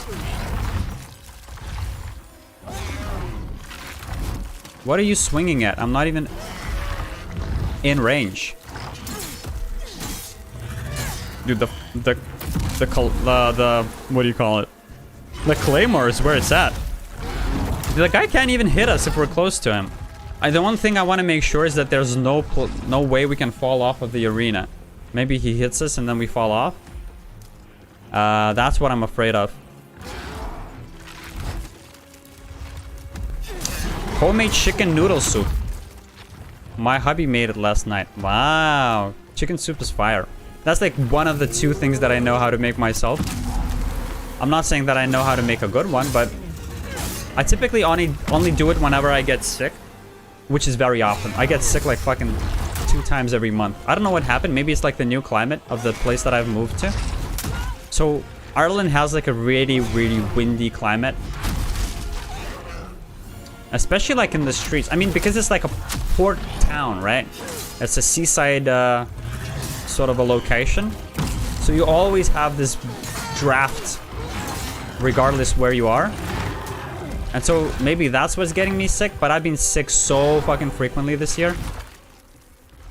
And so I've just been eating a bunch of noodle soup. Oh, noodle soup. Wait, for some reason I thought that was like the same as chicken soup. I'm stupid. My bad. But hey, have a nice meal. How do you make noodle soup? I guess you still need to add like chicken to it or some sort of meat to have the broth. Oh, you're sick right now, LOL. Yeah, that will get it to you. The broth is the best at it. You know what I would love to learn how to make? I would want to know how to make a ramen. Holy shit, wouldn't that be fire?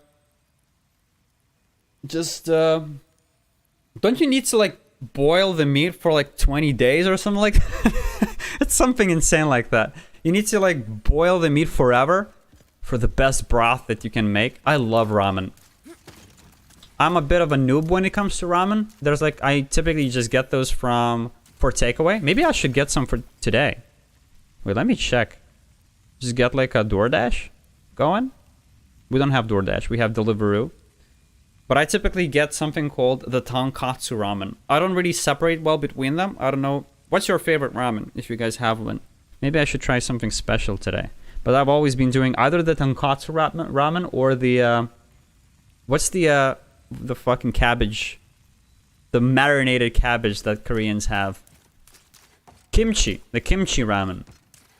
Dude, I love it. It's so good.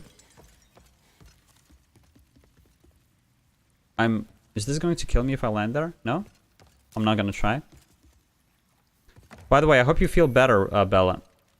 I hope you feel better soon. Hopefully it's nothing serious. Just a cold. And you can get over it in a bit. The best tip I can give you, and again, this is coming from someone who gets sick like every day, essentially. No, I get sick like often. And the one thing that I've been doing it, like I've pretty much min-maxed the process of getting sick. And I have all the tools of the trade of getting better. And the thing that's been working very well for me is you get ginger, you get honey, you get lemon, and then you just make teas out of it all the time. So you put 2 spoons of honey in a massive cup. Then you cut up some ginger. You can grind it up if you want as well. I tend to add a bunch of ginger in because I love it when it like burns out my throat. It just makes like the placebo effect. It makes me feel like it burns out all of the germs.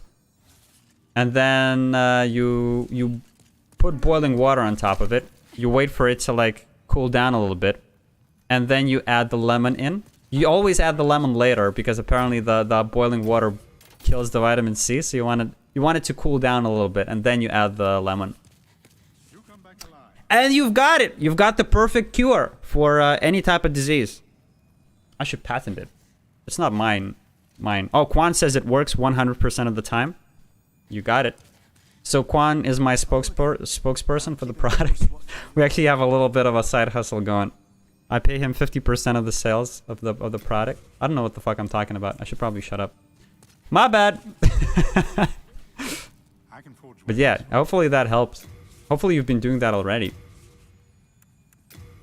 Look, Quan, we need 8 Hearthstone shards. Where do we get those? I guess we just need to hunt down some lizards to upgrade the weapon. We could smelt it down to the lower level. I don't know why you would want to do that. I guess we'll come across some eventually.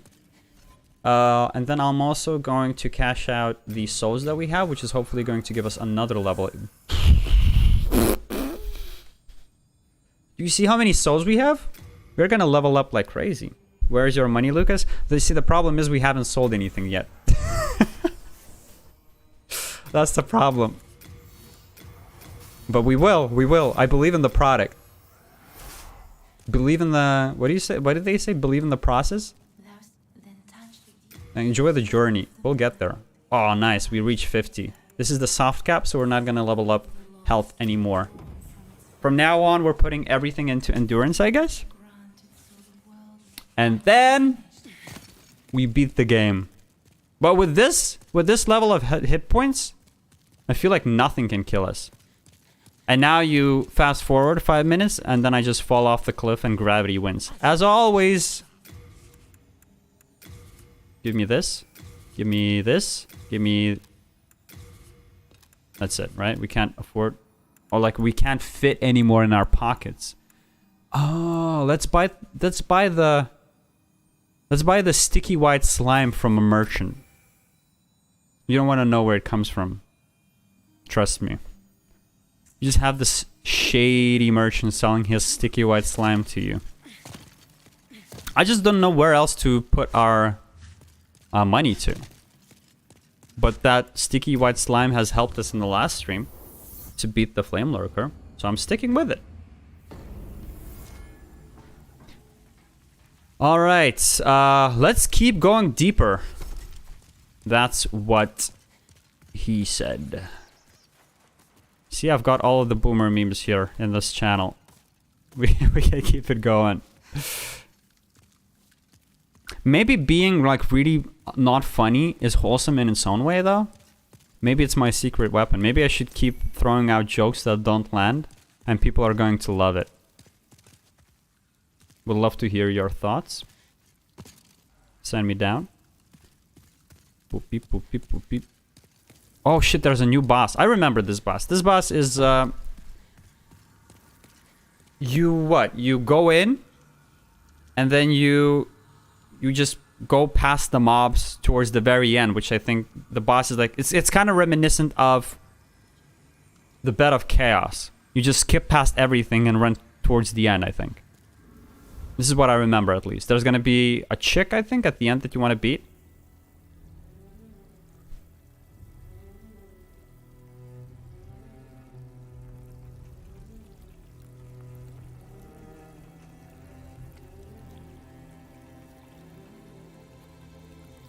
And she's non-aggro too, so it's a bit of a sad story. A bit of a sad boss fight. I don't really know what the lore for this game is. I never do. With all of them. By the way. But there's this sad woman on the ground, and then this boss is... This knight is going to be the enemy that we have to get past. But he's not even the boss. Garl Vinland. Maybe once we do the second playthrough, I can, this is a cool idea actually. What if, for the next playthrough, I will follow up on VaatiVidya, learn more about the lore, and then as we play through it, I can explain every location and every boss and stuff like that. I feel like that would be fun. Give a little bit more context for what's happening instead of me just talking about nonsense.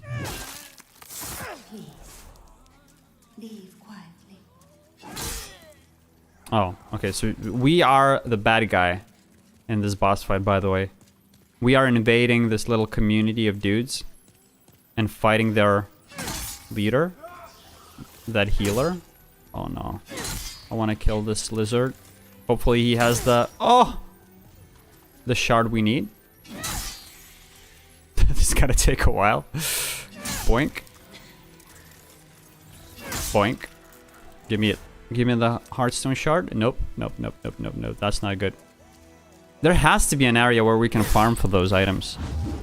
How are these guys so strong? I don't even know if we should beat all of them. Maybe I'm just being an asshole now. Send me the other way. Yeah? Yeah. Send me down here. Oh, I love the soundtrack too. Is the game too quiet? I'm going to bump up the volume a little bit.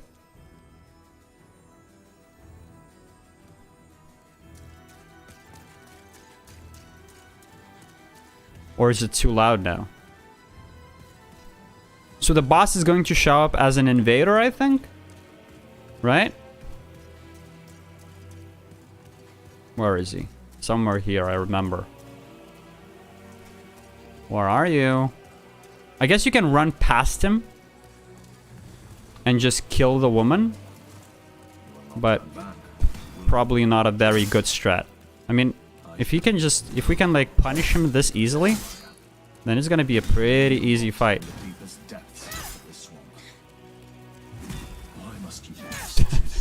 So far, so good. Just play it slow. Oh, never mind. He doesn't deal that much damage, honestly. Boink. Oh no, this is a bad spot for us to fight. The weapon gets stuck easy. Heal me. The yellow grass is where it's at.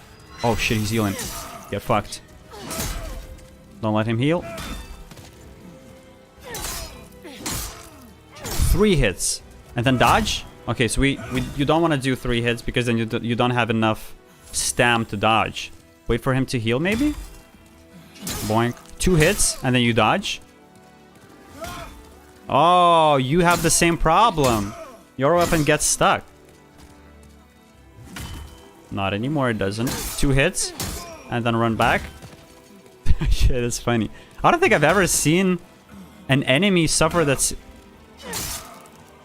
I've never seen the enemy's weapon get stuck on the wall in any other Soulsborne games. That's why this game's the best. Oh fuck, he's dealing a lot of damage now. Okay, he's probably gonna heal, right? No? It's fine, we are. Oh, come on, dude. Boink. Boink, 2 hits. Oh shit, that second one didn't land. That's interesting. Oh fuck. Stop. I can no longer cheese him. I can. I was kidding. I was kidding. I can cheese you easy.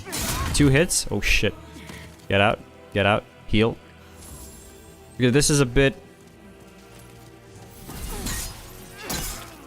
This is an unfair fight, I'll admit. But we take those anyway. Boink! And then you just go in and you bash her face in, right? Oh, it's a good thing we didn't run in because the swamp slows you down, right? Oh, and there's the plague. Okay. Just heal, maybe? That would be very embarrassing if we just died here right now. Wait, is there anything else we're supposed to do? Or can we talk to her or what? Oh shit, she can actually damage us? I don't remember that being the case. Oh fuck, heal me. Heal me big time. Boink. Boink. I don't... Are we supposed... What's happening? I think you're supposed to kill her, right? Oh, you're just supposed to talk to her. My bad. My bad. We win. We win those. Send me back for that item. Dude, we've got this. Only Tower of Latria left and then we're off to the... Oh, shit. Maybe this is fire. A new set. I don't know if we can equip it. We can't. Why not? Why can we not equip it, chat? Is it too heavy?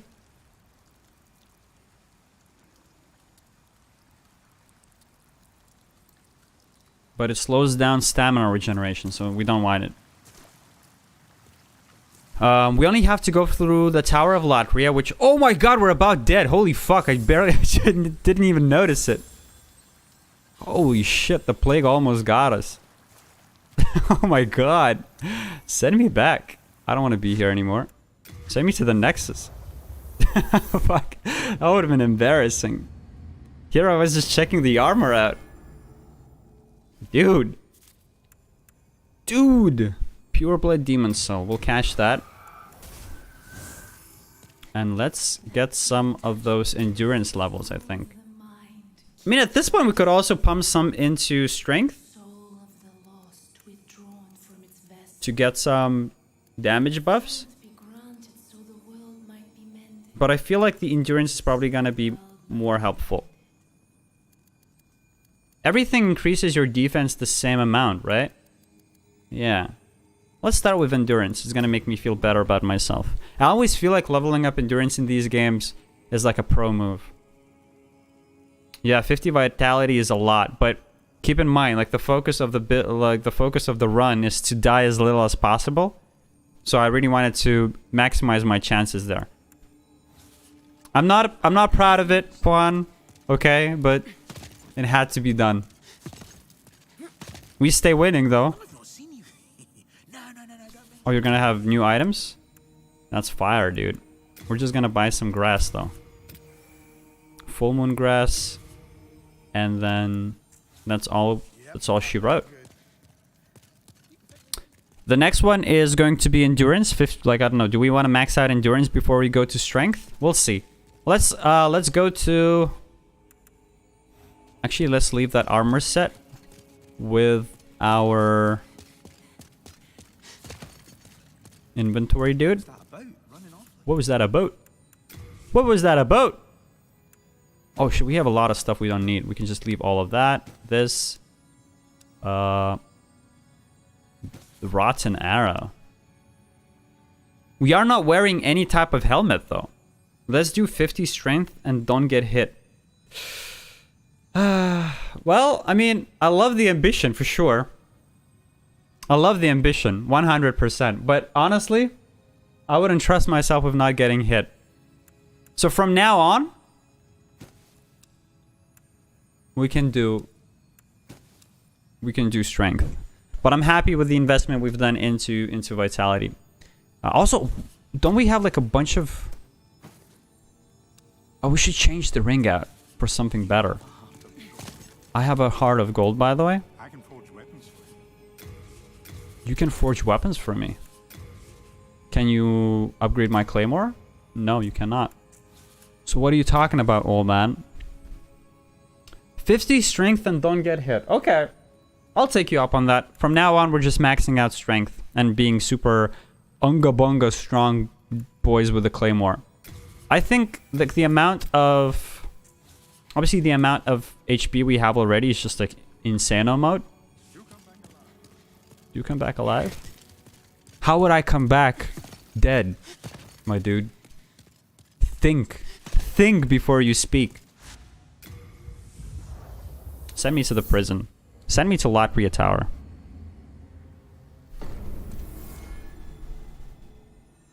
You actually have a heart of gold, man. Like literally in the world of Demon Souls, your guy has a heart of gold. Okay, so let me walk you through this. I don't remember this area too well, except for... It's really cool thematically. Like, I love it. The Prison of Latria. Look at that. Like, this is Bloodborne vibes. Just super cool, right? But I remember there's these enemies here. There's one of them. Yeah, that's the one. You see that guy? I remember they suck big time. They have an attack that can stun lock you and just kill you. That one, the green one. They can launch it, stun lock you in place, and then just kill you. So we really want to make sure we figure them out. And they pose no trouble for us.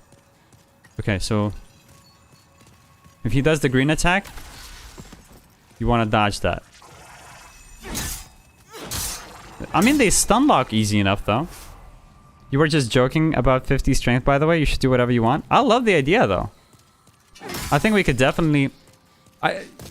my dream goal, right, is to be a god gamer and just successfully finish the game with like a strength build. That's essentially why we got the Unga Bunga big stick to begin with. We invested a lot into strength, but then when you run into like super fast opponents like the Flame Lurker, I felt like it was a bit tough with a slower weapon. But I would love to do like a hitless run if I had it in me.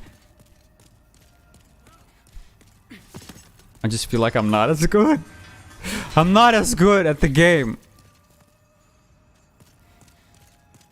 Okay, let's be diligent here. One more thing I remember that some of the areas here in the map, they have no floor, so you can fall through them pretty easily.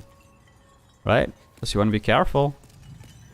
Also, I'm not sure if it's a wise idea to be opening up all of these doors. Yep.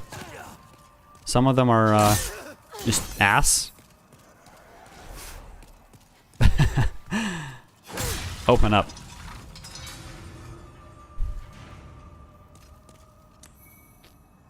Oh, dude. Quan, I think we might be able to finish off the game today, actually. If we're able to keep up the pace that we are keeping right now. Like what? Give another hour or two with the Tower of Latria? And then it's just the final area of the game left. Boink. Boink. I love the damage. It's so good that we can like knock those dudes out with only 2 hits. Because what really throws me off is if you don't stagger them and then you need to wail on them, like the longer you need to wail on them, the more opportunities they have to stun lock you. So it's good that we can just like knock them out pretty fast. I know, insane.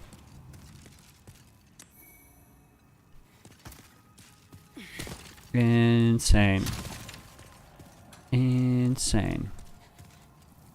What's up? These guys are friendly? Oh yeah. This is what happens if the green guy gets you. You see the wait, let me check that. Touch the bloodstain. You have a guy going here. Oh no, this is another guy. He's probably just gonna fall off, isn't he? Yeah, okay. That also happens to you sometimes. But this guy, right? So he goes. He probably got caught by the brain flailer or whatever you call it, and then he gets fucked. Oh, okay. You don't want to get spoilers too much, but you enjoy staying here, dude. I love it. Thank you so much. That's very kind of you to say. Yeah, I completely get you. I mean, if you plan on playing the game yourself and you haven't, then yeah, I don't want to spoil it for you. But I am definitely enjoying you around here. Bright water. I think that's like an item that restores your mana, maybe? Copium? I don't know. Friend or foe? We're not gonna risk it. We're gonna send him. And I love that emoji that you posted. Is that from what is that from? I'm actually gonna kill these dudes because I think they're gonna block me in when I least need it. And it's gonna be a big pain in the ass to dodge out of the way with them around. Oh. This guy sees us.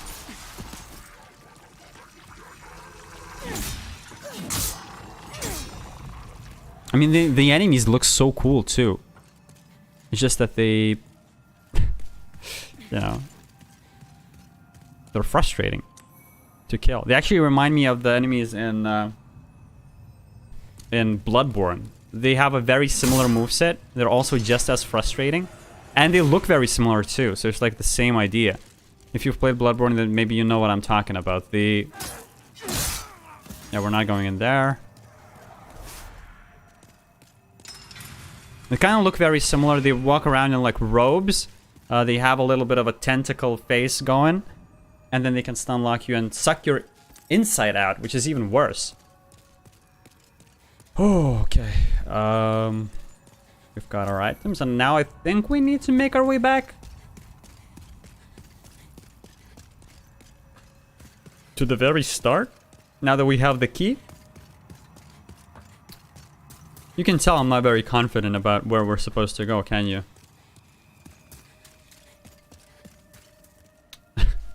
I literally don't know where it's from because whenever I log into my Twitch account, there are notifications about this guy gifted you a subscription. At least I can use these emotes.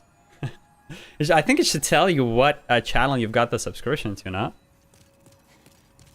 And I was just talking about it the other day. I don't remember if you were here, but I know you were here yesterday, but I just don't know if you were there when I said the story. But I also got my first ever gifted sub very recently.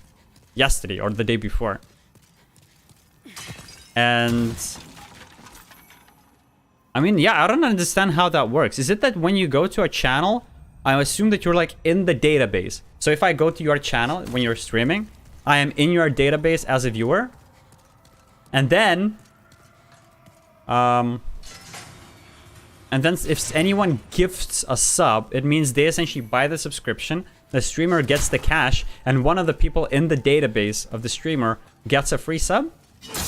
That's a really cool idea, because some people might never buy a sub, but someone else might want to support a streamer several times through subscriptions. So it's like paying it forward. Not only, like, it's the best of all worlds. The person that wants to support the streamer gets to support them. The person that wants to get a sub but can never afford one gets the sub, and the streamer gets the cash. Honestly, I don't really know too much about it.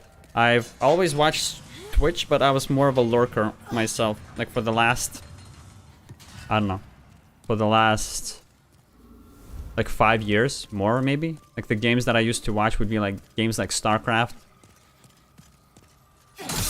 Hearthstone, I don't know. You know, just like skill-based games.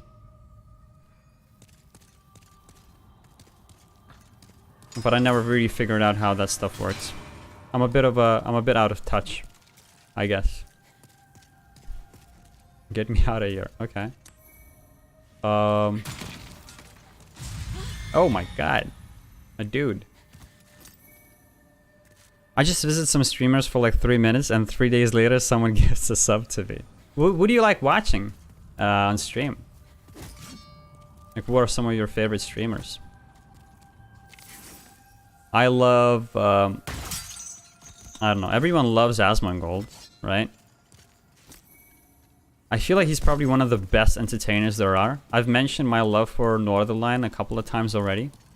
I just cannot wrap my head around how Northernlion can always come up with funny banner on the fly. And then I just love a lot of the, like, obviously just supporting like smaller streamers is just really fun. Because everyone's so unique. Everyone brings like their own spin to the platform. And it's, I think whenever you join in on a smaller stream, it's obviously a lot easier to get that engagement and sort of interact with the streamer. If you go onto like some bigger streamer's channel, then I don't blame them, but I bet it's like super tough to catch up with a chat. And you watch a lot of Souls content. Oh, awesome. Yeah, it's what do you like most about it? Is it watching like first playthroughs, like super skilled people play through the game? Or do you like the rage quit that these games typically bring to the table? Oh, fuck. I made a massive mistake. I was hoping that you guys are peaceful. My bad. You guys are anything but. Dude, the guy has a shiv. It's like actual prison here. And then there's this guy called Gino Machino, that you watch a lot, right? Let me check him out. I don't think I've ever seen him. Is he also doing Souls content? What does he play mostly? Gino Machino Twitch. Elden Ring, right? Yeah, seems like a lot of Elden Ring. 2 hours ago he streamed. I'll follow him actually too. I'll check him out. Maybe, I mean, trying out Elden Ring at some point might actually be pretty fun as well. And then you like challenges like Hitless or Bingo. What's a Bingo challenge? Hey, tell me about all of these metas. I need to figure out what's some cool stuff to do with this game as well. You know, another streamer, maybe you've checked him out as well, but you might enjoy him. It's like this Ella Jazz dude. I think he did like a lot of guides for a lot of like the different Souls-like games. And right now, for instance, like I tune into him like once every while when I get the chance. He's also got like a bunch of viewers, but he's doing like Dark Souls 2 permadeath on like a Champion's Covenant, and also he's using no bonfires throughout the entire run, which is just like ridiculous. Damn. Why the stinger? Why the jump scare? It's really not that scary. Let's get that item. Zoink. Dude, I love these magical arrows. Maybe the next build that we should do is like an archer. Black leather garb. Is it worth for us to swap out our armor for anything else? Oh no, I hear it. I hear the guy. Let's deal with him now. Ooh, backstabberino. Yeah, he's doing Dark Souls 2 permadeath. Yes, it's really... I mean, it's fun content, especially when people know how to play the game very well. Oh, fuck you, dude. That was an actual jump scare. Then it's like you get to learn a lot about the game. And you kind of get on that hype train for... you know, essentially seeing him succeed. We're gonna do that, here as well, eventually. Not now, as you can tell, we're kind of far away from that. But we're gonna do oh shit! Oh fuck.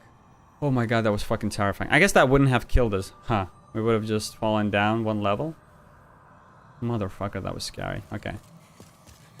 Well, we're gonna do a permadeath run on Demon Souls as well in just a bit. Again, I feel like it's completely doable. Like, if you take a look at all of my deaths throughout the game, like, 10 of them have been just, like, me being stupid and falling off cliffs. And keep in mind, like, I haven't played the game in forever, so I'm still remembering, like, where all of the cliffs are. I just keep falling off randomly. And then the other 40 deaths were the Flame Lurker. So I just need to figure out how to beat that dude, and then we're golden. Okay, I don't love this angle. I love this, though. It's fun to watch that kind of challenges after all day of working and studying. So are you a student yourself, or are you a grown-up dude like me? I don't feel like a grown-up dude. I feel like a kid, but you know what I'm saying. Dude, I love this area. I just love Tower of Latria. Like, stylistically, just gorgeous. What? Oh shit! Something blocked us out there.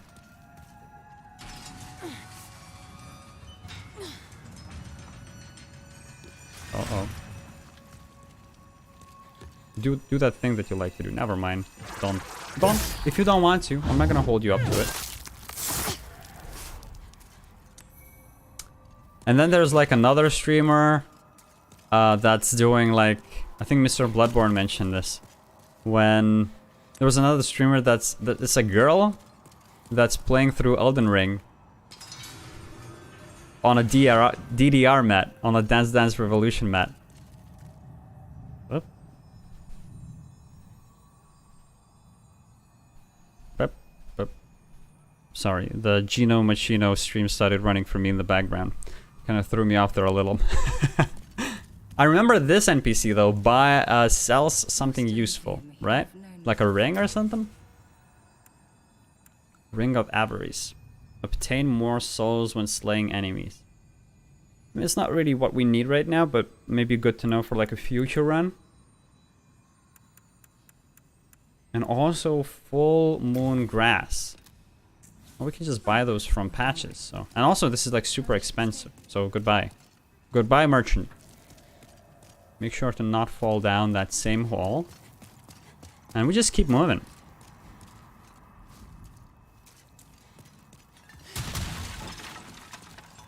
Is this not something we can open? Okay. I remember there were also a couple of gates below that we could try to open now that we have the key. So let me just clear this area real fast. Make sure we don't miss anything. On like subsequent playthroughs, we can also like try to avoid some locations that are like useless. But right now I don't really remember which paths are good to take and which ones are like a waste of time. Also, this is very funny. Like the dudes that are just stuck in pots, you can break them free, but I don't recommend it. They're kind of insane. They kind of lost it. You're a student in university and a teacher. Whoa, holy shit, dude. This is insane. Honestly, like being a teacher is I realized this maybe like half a year back, but I think, I mean, people talk about this all the time, but I just realized it on a much deeper fundamental level, and that is that teachers are really being like underappreciated, like big time. Like you always have that discussion about like salaries and stuff like that. That's not even what I'm talking about. I just feel like teacher is probably one of the most important positions to have. It's kind of like on the same level as like a doctor to me, because so for instance, you could be working in sales, and I'm not knocking sales, I work in sales, but you could be working in sales, and I genuinely sometimes I hate my job because I feel like it's completely useless. It's just like you help companies, I mean, you're helping people, but you're helping companies get like a different type of product, or you're helping someone grow or something like that. But it's not really like, it's all artificial, right? Like if you really want to be like philosophical about it, like who cares about money and businesses getting better? But then you talk about like medicine, for instance, like being a doctor is super important, obviously, because it helps people live fulfilling and long lives. And then being a doctor or like being a teacher is like, I mean, if you really look at it, don't you like, you'd like unlock these opportunities for young people to just live their best life, to really discover themselves and do that stuff. And I'll be honest, there's some pretty shit ass teachers as well. So it's not like being a teacher by default makes you awesome. But if you're a good teacher and you're actually doing your job well, then I think it's probably one of the most fucking important positions that you can hold in ever. Like I just have an insane amount of respect for good teachers. You know what I mean?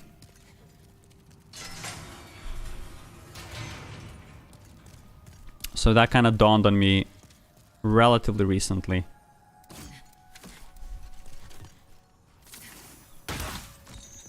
Also, I don't know how well I would do as a teacher. I honestly, if I'm being completely honest with you, that kind of scares me. Maybe it comes from, I don't know, dude. Maybe it comes from like where I was raised, or like what type of school I went to myself. But I've seen teachers be like, I mean, I've seen how difficult it is for our teachers to be. When I was a student, I wasn't a dick, by the way. I was like a proper student. Like I had bad grades, don't get me wrong, but I was just like a nice guy student. But I've seen how tough some students can be on some teachers. And I feel like, I don't know if I have it in me to control a room of students. You just want the best for my students because they are the future, right? No, yeah, absolutely. I mean, if you're like super, if you're like genuine about that, then that is fucking insane. Like that is legitimately the best type of like. Fuck, I don't know. Like I just like I look back on like my schooling, and some of the teachers, like they really make or break you, right? Like they set you on a path to become like the best version of yourself that you can be. And then some teachers can do the opposite. Some teachers can like ruin a person. There's like this really like a boomer meme, right? I kind of even feel ashamed to reference it right now, but maybe you've seen it. It's like you don't wanna like evaluate the fish on its ability to climb a tree, something like that. Or like if you evaluate the fish on its ability to climb a tree, then it's going to live its entire life thinking that it's an idiot. So you always want to recognize, you know, kids for their own talent and for what they're good at. And I think like obviously in the educational system, I mean, you can probably talk more about this than I can. But one thing that I'm really interested in is, and obviously this is different for different schools, is different for different regions, different for different countries. But like I sometimes feel like teachers are probably put in a pretty tough spot, because like you might honestly be like worried about your students. You might actually want the best for them, but also like the school is going to push its own curriculum on you, right? So you're kind of like, you have your own quotas to meet. You have your own like you have to go through the material in a specific amount of time. So it's very difficult. It makes your job difficult to account for every individual student's weakness and strength.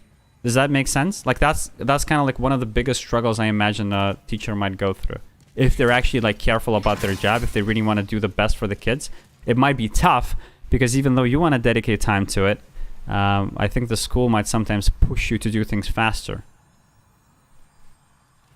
Or am I off base entirely? Where are we even? I'm so turned around. Okay, I see the brain sucker there in the distance, so we're just gonna open up some rooms to give ourselves some space to roll into if it comes to that. Yeah, whoa, whoa, whoa, whoa, like that. Oh my god, and then there's a dude here. Beautiful. Oh, don't you just love the claymore? The claymore. Saving lives. I want you to come here. I don't want to go to you because this is going to be one of those areas where he's gonna stun lock me for sure. How well are we doing with the bow? Is it something that we can use to reliably like shoot you? Oh, my bad, my bad. Oh my god. Give me my weapon. Oh shit, I don't have my weapon on. This is embarrassing. Oh, oh, oh, what the fuck? It's a good thing there was a fence there. It could have gotten us for sure. Uh oh. Got him, got him. I have a heart of gold. Thank you. I appreciate that. No, I'm an idiot, honestly. I don't know what I'm talking about, but this is just something I'm sometimes worried about. And you're saying I am... Like, you think I'm correct on the things. So, do you find it... So, but wait, you said you're a university teacher, though, right? So maybe I'm assuming it might be a little bit easier to manage a room full of, like... students, like slightly more grown-up students instead of like, do you imagine it's easier being an elementary, like not an elementary school, but so what's a good, I don't know, like what are they called in like the American schools? But you've got the elementary school and then you've got like the middle school. It's middle school, right? Well, essentially the age at which kids are like the worst, where they're like super like mean and they bully and they you know, like the hormones start kicking in and shit like that. Do you think it's easier to work with those kids, or is it easier to work with students in university?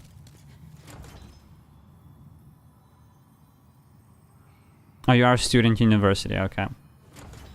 So I would kind of assume that if I was a teacher, I would probably...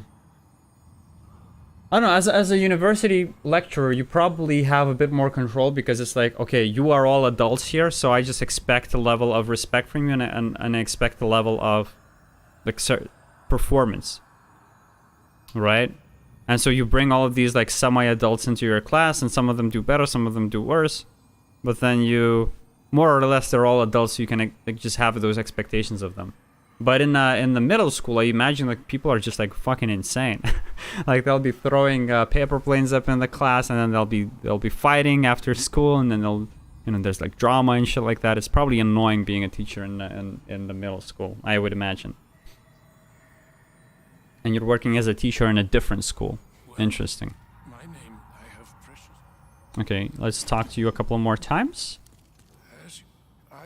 And then we'll leave you be. I don't have the key, I don't think. Do we have the key? No. Oh, fuck you then. I feel like if we let these guys out, they'll maybe fight us in the future, which is not what I want.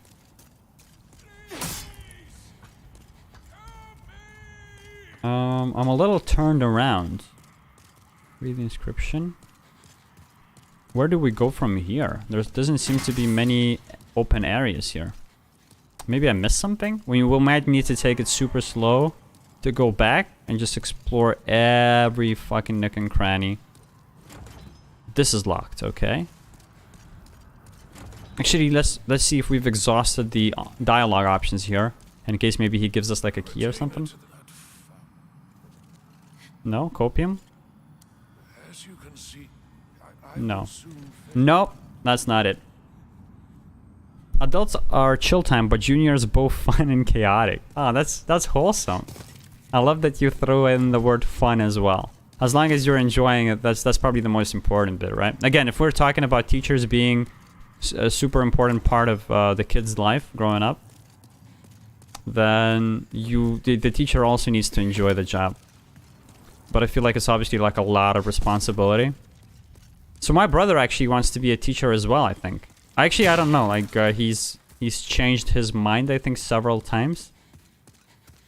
Which is normal. I mean, we all do, right? Like, while you're in school, you kind of want to do one thing, but then the next month you kind of want to do the next thing. One thing also, this brings up a good topic. I remember, like, being a kid is so stressful. So you as a teacher, you probably see that a lot.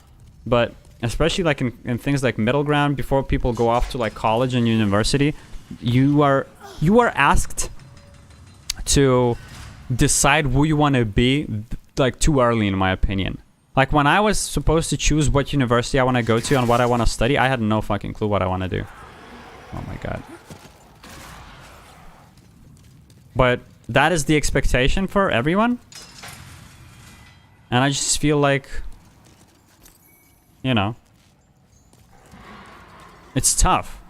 Because how the fuck can you know who you want to be as a grown-up when you're like 16, 17, 18?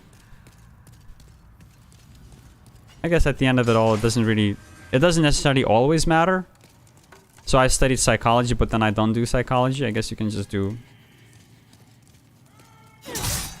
I think it's more important just to get a degree, right? You get a degree, it's sort of indicative of you being able to survive in the real world and learn stuff. And then that's what the employer values more than anything else. What subject... oh, I guess... Is there a specific subject you teach? Or what are you studying in university? I'm curious. I honestly did not know what I would like to study when I was... I just chose psychology for 2 reasons. First of all, I thought it was like relatively interesting. You know, I like growing up, I used to love watching like... I chose psychology with criminology. So it's like a mix of learning about how the human mind functions, but also in the context of criminal behavior. So you essentially on paper, what that means is we were studying what makes people commit crimes, what makes people evil. And it was like a 50-50 split. We would just do dry psychology, like cognitive psychology, you know, even some neuroscience, I believe. Like, this might be a tough fight up ahead. Oh my god, what is this? A ball? So we would do a bunch of cool stuff. And I thought that was like really awesome. And so I wanted to learn that too. But then in addition to that, I just felt like psychology is broad enough to where I'll be just able to use it wherever I go. Right? Whereas some of my other friends, they kind of went with more niche things. I've mentioned this on stream before, but like a lot of my classmates would always go to like chemistry and biology because they wanted to be doctors. And I feel like that's absolutely awesome. And obviously I want doctors to have like a proper specialized degree. But it's just like a lot of stress on students to decide what you want to study this early on. And then also to commit yourself to being a doctor this early on. It might be tough. How the hell do you know if you're going to be a doctor at the age of 20? Okay, be careful. I remember there's a hole here that you can fall down through. You're an English teacher in Turkey. That's awesome.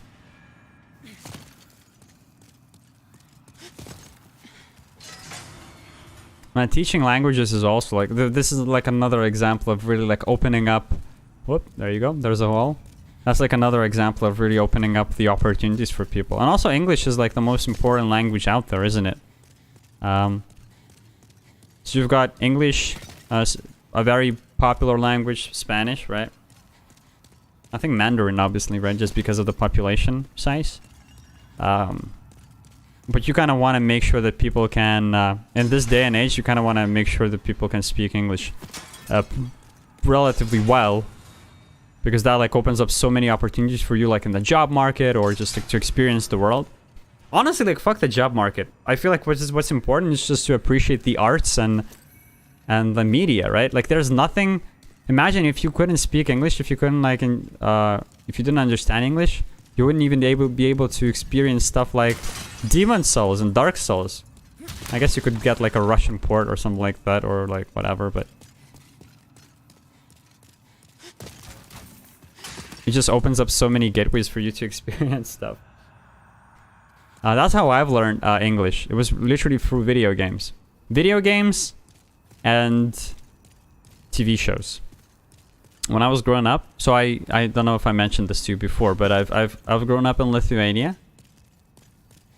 And so my parents, right now, they actually speak pretty good English. Because again, like, everyone needs to learn a little bit of English if they want to survive in the modern world. But back in the day, like, they wouldn't speak. Like, pretty much nobody, like, from the ultra older generation in Lithuania, like, a lot of people speak Russian, but they don't really speak English. And we have a pretty rigid curriculum in school to teach. Actually, let's finish off this wing first before we go elsewhere. We have a pretty rigid curriculum in middle school to learn English. So that helped. But honestly, if I'm being like, this is not copium, by the way. Like, legitimately, I actually knew like proper English before they even started teaching it in school. And most of it came from video games and cartoons. Even as a kid, I remember watching Cartoon Network. I don't know, like maybe you as a teacher of languages, maybe you have some context on why that is. But I imagine, like, first of all, probably kids, like, they learn things better, right? And also, like, it was just so much more interesting for me to learn languages by watching cartoons. I have this very vivid memory from my childhood that every Saturday and Sunday, I remember we were actually fighting with my parents about this. But every single Sunday and Saturday, my parents would want to sleep in, right? Because they typically need to take me to the kindergarten or like the primary school. But they would want to sleep in on Saturdays and Sundays. And so I would sneak into their room early in the morning, and we just had one TV in the room, and I would just turn on the TV in the room, and I would just watch Fox Kids or like Cartoon Network on like with the volume on. And they would always ask me to turn the volume down because naturally, me as a kid, I don't understand what the TV show is talking about.